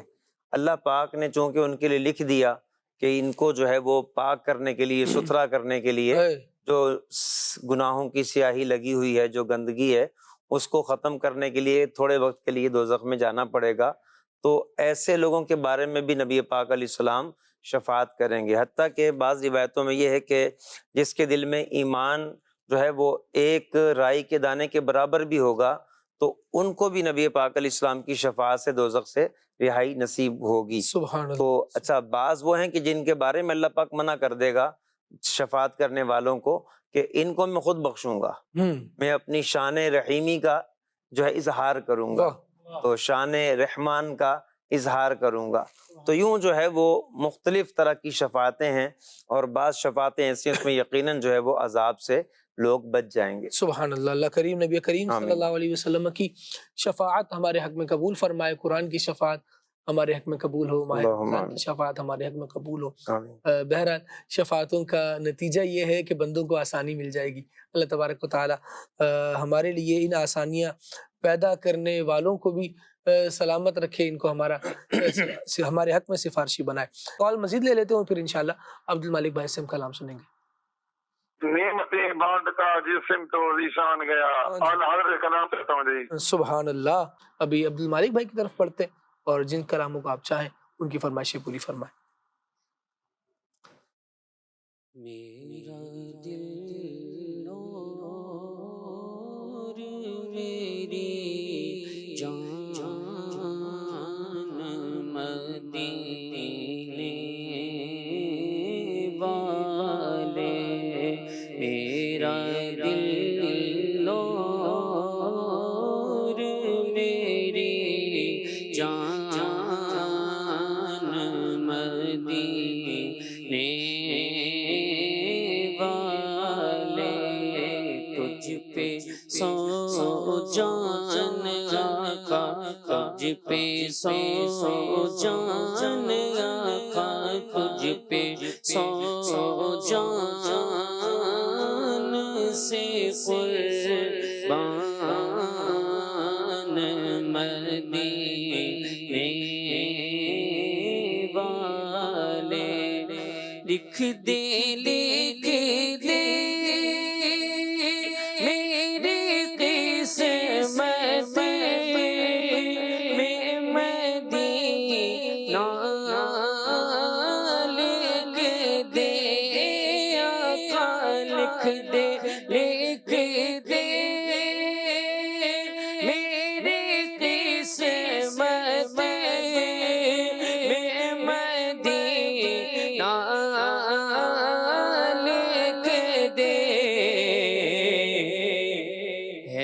تیری ملک آقا ہے تیری ملک آقا ہے تیری ملک قلم دان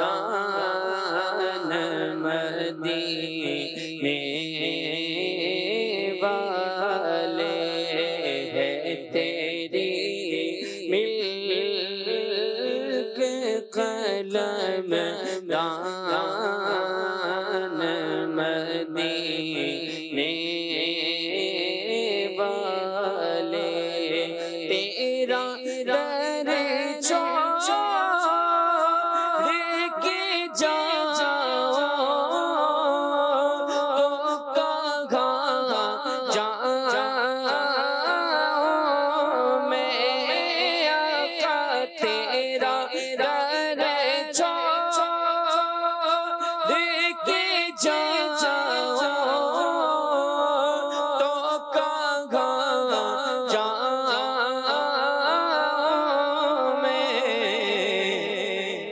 میرے آقا میرے آقا میرے آقا میرے سلطان مدینے والے حال دل کس کو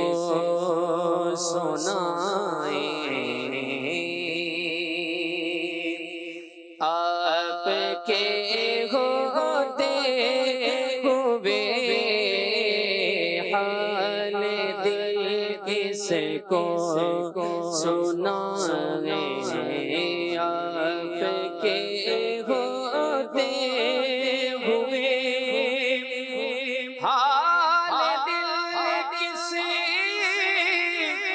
کو سنائیں آپ کے ہوتے ہوئے کیوں کسی کے در پہ جائیں آپ کے ہوتے ہوئے کیوں کسی کے در پہ جائیں آپ کے ہوتے ہوئے اور میں مصطفیٰ یہ میری پہچان ہے میں گدا مصطفیٰ ہوں یہ میری پہچان ہے غم کیوں میرے پاس آ گئے آپ کے ہوتے ہوئے غم کیوں میرے پاس آ گئے آپ کے ہوتے ہوئے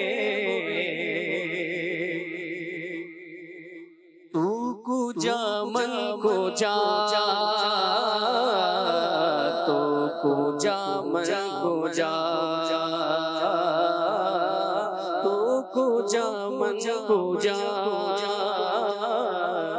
تو کجا من کجا تو کجا من کجا تو کجا من کجا تو امیر گھروں میں فقیر گجوں تو امیر گھروں میں فقیر گجوں میرا گھر خاک پر اور تیری راگزر سدرۃ المنتہا تو کجا من کجا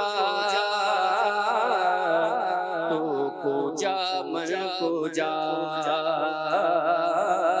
تو کجا من کجا کوجا من کوجا قسمت میری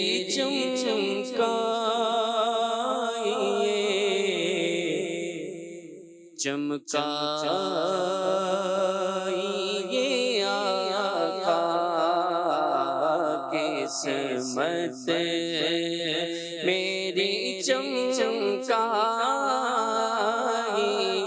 چمکائیے آقا مجھ کو بھی در پاک پہ بلوائیے آقا آقا مجھ کو بھی در پاک پہ بلوائیے آقا سینے میں ہو کعبہ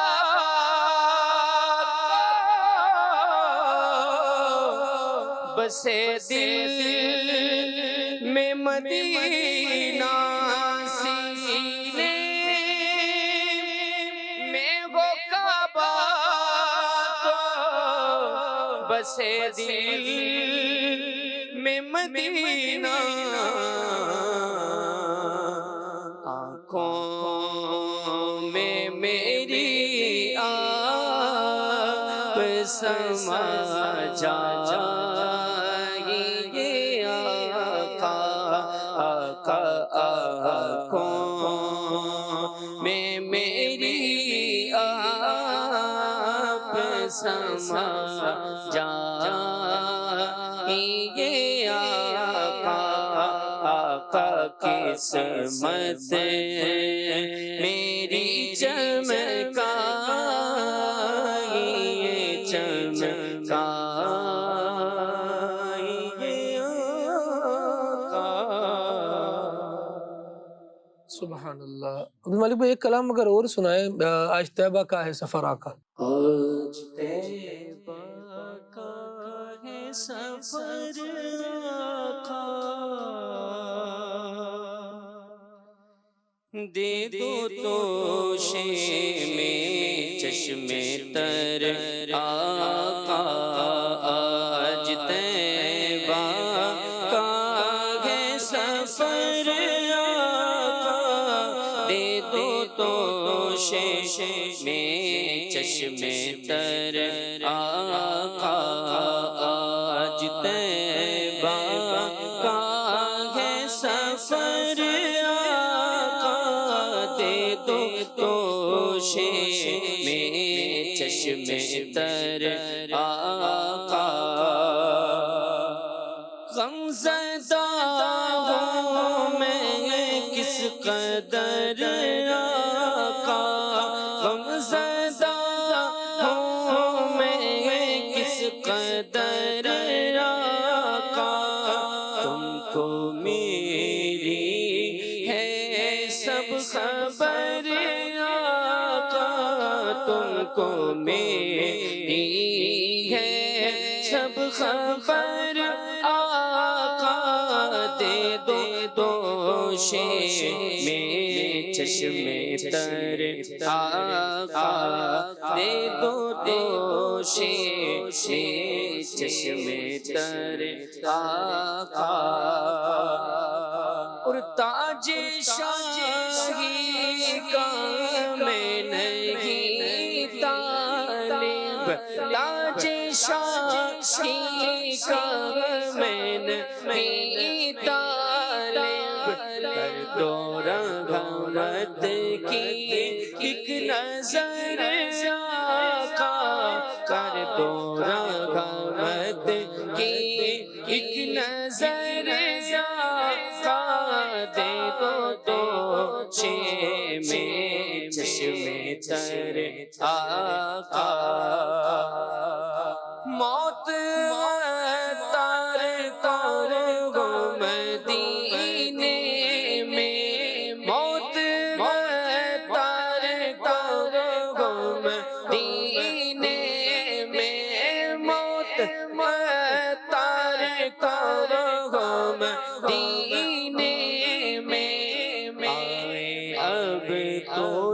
جائے گھر آقا آئے، اب تو نہ جائے گھر آقا، دے دو تو میں چشم تر آقا، آج طیبہ کا ہے سفر آقا، دے دو میں چشم تر آقا۔ ماشاء اللہ، اللہ کریم برکت دے اور ہمیں نبی کریم صلی اللہ تعالیٰ علیہ وآلہ وسلم کے میٹھے مدینے میں موت عطا فرما کر جنت البقیع میں ہماری خاک ملا دے۔ مالک کریم اس دعا کو قبول فرمائے۔ مدنی چینل کے ناظرین، سرکار اعلیٰ حضرت امام اہل سنت امام محمد رضا خان رحمۃ اللہ تعالیٰ علیہ کے حوالے سے آئیے رکن شورا حاجی محمد اسد اتاری مدنی کا زبردست ایک پیکج ملاحظہ کرتے ہیں۔ عاشقان رسول، ہمارے ہاں مالی اعتبار سے بھی کنجوسی کا سلسلہ دیکھنے میں آتا ہے۔ جسے اللہ تعالیٰ جل جلالہ نے پیسہ دیا نا، پیسہ خرچ کرنے میں ہر ایک کھلا ہاتھ رکھنے والا ہو، ایسی کیفیت نہیں ہوتی۔ جب کچھ کام اس طرح کہیں کہ جہاں پیسہ خرچ نہیں ہوتا وہاں بھی ہم کنجوسی کرتے نظر آتے ہیں۔ اپنی زبان کے ذریعے کسی کی تعریف کرنا، کسی کی حوصلہ افزائی کرنا، کسی کی پیٹھ تھپکنا، کسی کے ساتھ محبت کا اظہار کرنا، یا دیگر کئی ایک انداز اس طرح کے ہوتے ہیں کہ جہاں شریعت مطہرہ پسند کرتی ہے کہ مسلمانوں میں اپنائیت کا، پیار کا، محبت کا اور قلبی اعتبار سے قربت کا رشتہ رہے، وہاں بھی بعض اوقات نہ ہماری زبان بھاری ہو جاتی، جبکہ جائز تعریف کرنا یہ تو دلوں میں محبت پیدا کرنے کا ذریعہ بنتا ہے، مسلمانوں کو ایک دوسرے کے قریب کرنے کا باعث بننے والے اعمال میں سے ہے۔ اعلیٰ حضرت امام اہل سنت آپ کس انداز میں اپنے ساتھ رہنے والوں کو نوازتے ہیں۔ ایک بڑے عظیم اعلیٰ حضرت امام اہل سنت کے خلیفہ ہیں جن کا بہت بڑا نام ہے، بہت بڑی خدمت ہے، ملک العلماء مولانا ظفر الدین بہاری علیہ رحمۃ اللہ الباری۔ اعلیٰ حضرت امام اہل سنت نے ایک خط لکھا ہے مولانا تاج الدین احمد ان کے نام، جس خط میں ذکر ہو رہا ہے ملک العلماء مولانا ظفر الدین بہاری علیہ رحمۃ اللہ الباری کا۔ اعلیٰ حضرت امام اہل سنت کس انداز میں ان کا تذکرہ کرتے ہیں، سلام میرا لکھا اور حال احوال کے بعد کہتے ہیں مکرمی مولانا مولوی محمد ظفر الدین صاحب قادری سلمہ فقیر کے یہاں کے اعز طلبہ سے ہیں اور میرے بجاں عزیز، یعنی میرے پاس جو پڑھنے والے اسٹوڈنٹ ہیں نا، ان میں میرے عزیز ترین، میرے لاڈلے شاگردوں میں سے ہیں ظفر الدین بہاری، اور میرے جان کے بھی پیارے ہیں، میرے عزیز از جاں ہیں۔ اور یہ کہنے کے بعد ارشاد فرماتے ہیں ابتدائی کتب کے بعد یہیں تحصیل علوم کی، اور اب کئی سال سے میرے مدرسہ میں مدرس۔ اس کے علاوہ کے بعد جو گفتگو شروع ہو رہی ہے نا میرے مدنی چینل کے ناظرین، اس کی طرف بھی توجہ کیجئے گا۔ ایک تو پیچھے جو گفتگو ہو چکی ہے وہ بھی پیش نظر رہے، میرے اعز طلبہ میں سے ہیں، میرے لاڈلے اور پیارے شاگردوں میں سے ہیں، اور اس کے بعد جو گفتگو آگے بڑھ رہی ہے نا، آپ ارشاد فرماتے ہیں کہ اس کے علاوہ کار افتاء میں میرے معین ہیں، یعنی فتویٰ نویسی والے کام میں میرے مددگار ہیں۔ میں نہیں کہتا کہ جتنی درخواستیں آئی ہوں سب سے یہ زائد ہیں، مگر اتنا ضرور کہوں گا، یعنی کسی جگہ اپلائی کیا گیا ہوگا کسی حوالے سے، تو جو درخواستیں آئی ہوئی ہیں میں یہ نہیں کہتا کہ ان درخواستوں میں سب سے فائق یہ ہوں گے، لیکن اتنا ضرور کہوں گا کہ بعد نہ دوبارہ پھر تعریف شروع ہو رہی ہے۔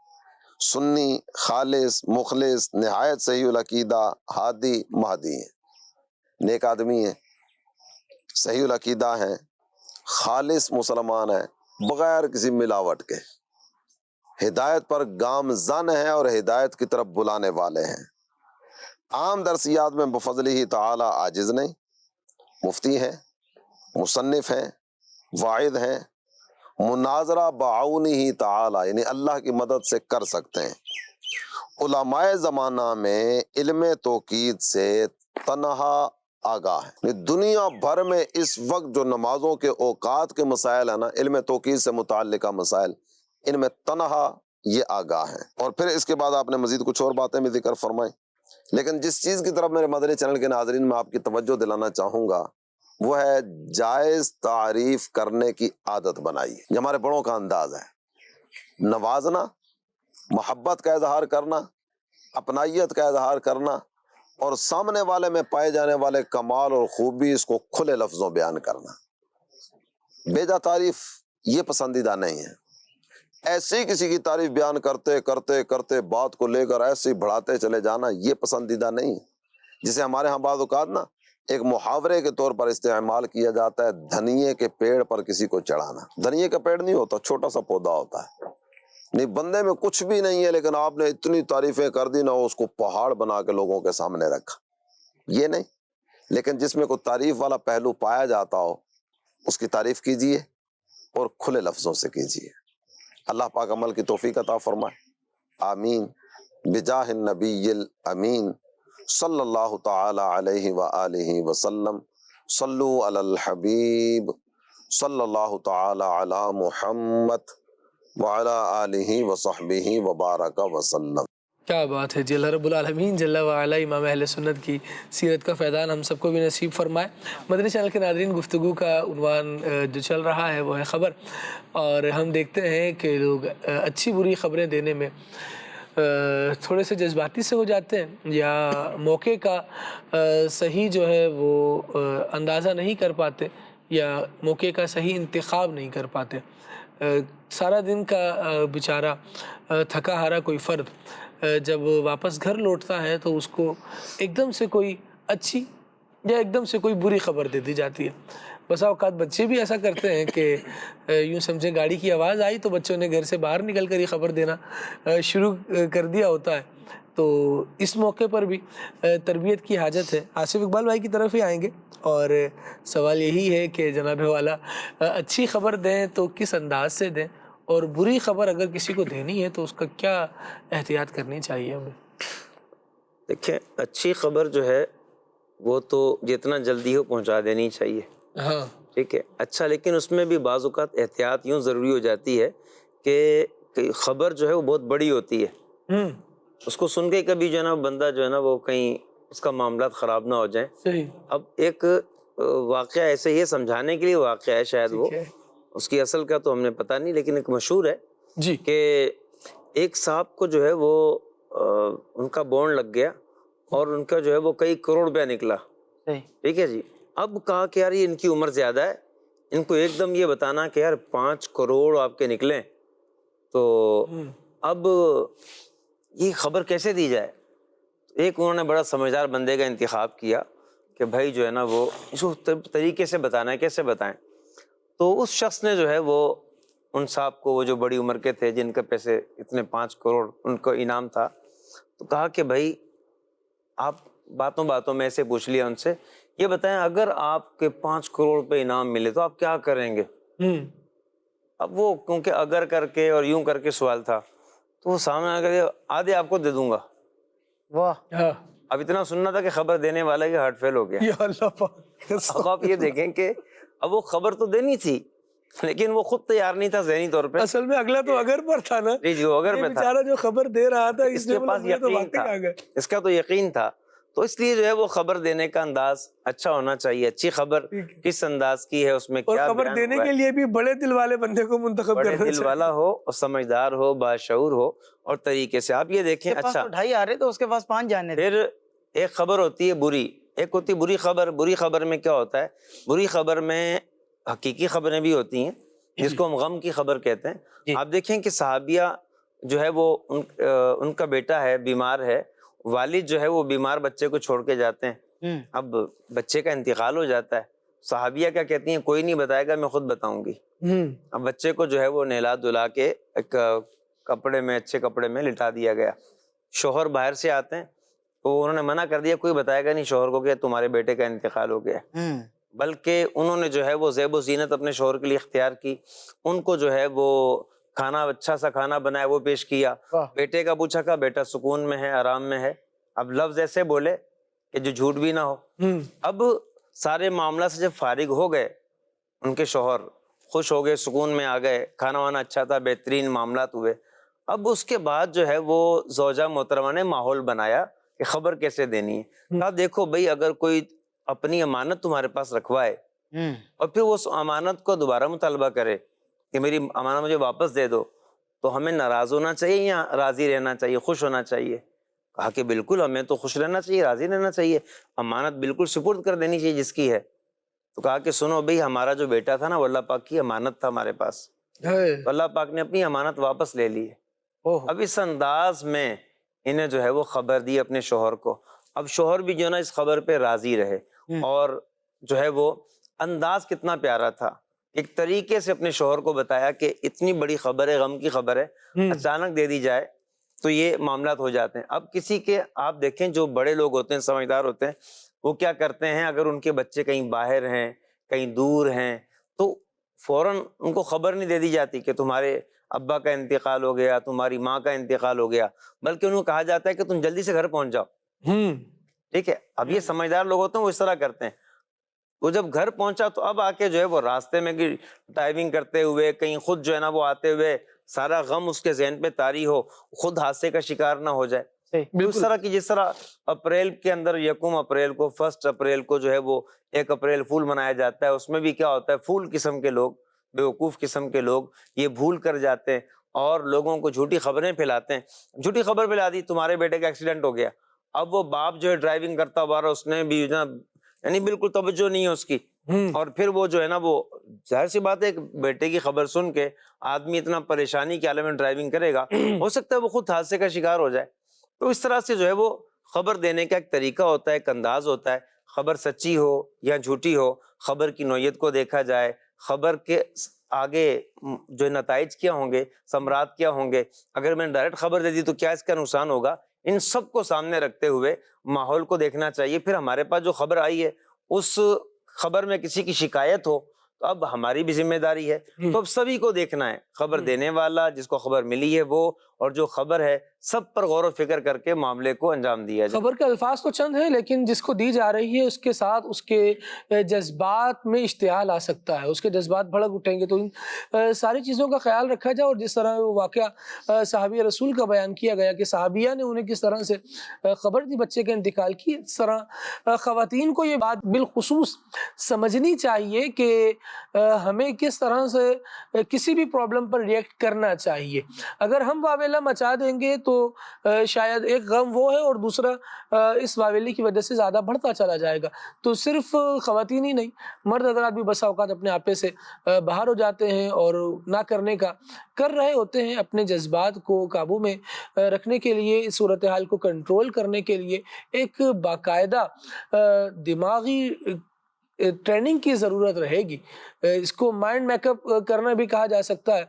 اس کے لیے اگر اچھے ماحول، اچھے انداز اور اچھے طریقہ کار سیکھتے سکھاتے رہنے کا سلسلہ رہے گا، کسی کے خوشی غمی میں درست طور پر آپ شرکت کرنے والے ہوں گے تو اپنے غم کو بھی جب فیس کرنا پڑے گا تو امید ہے اس میں خود سے ایک حوصلہ بھی انسان کو مل جائے۔ اللہ تبارک و تعالی ہمیں اچھے کام کرنے کی توفیق عطا فرمائے، اور جو ہم کام کریں اسے اللہ تبارک و تعالی اپنی رضا کے لیے کرنے کی بھی ہمیں سعادت عطا فرمائے۔ سلسلے کا اختتام کرتے ہیں۔ سبحانک اللہم و بحمدک، اشہد ان لا الہ الا انت، استغفرک و اتوب الیک۔ صلاۃ و سلام۔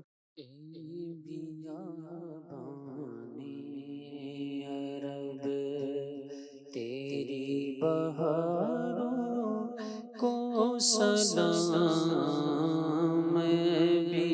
بیابانی عرب، تیری بہاروں کو سلام، تیرے پھولوں کو، تیرے پاکیزہ خاروں کو سلام، جبل نورو جبل سرور ان کی غاروں کو سلام، جبل نورو جبل سرور ان کی غاروں کو سلام، نور برساتے پہاڑوں کی قطاروں کو سلام، نور برساتے پہاڑوں کی قطاروں کو سلام.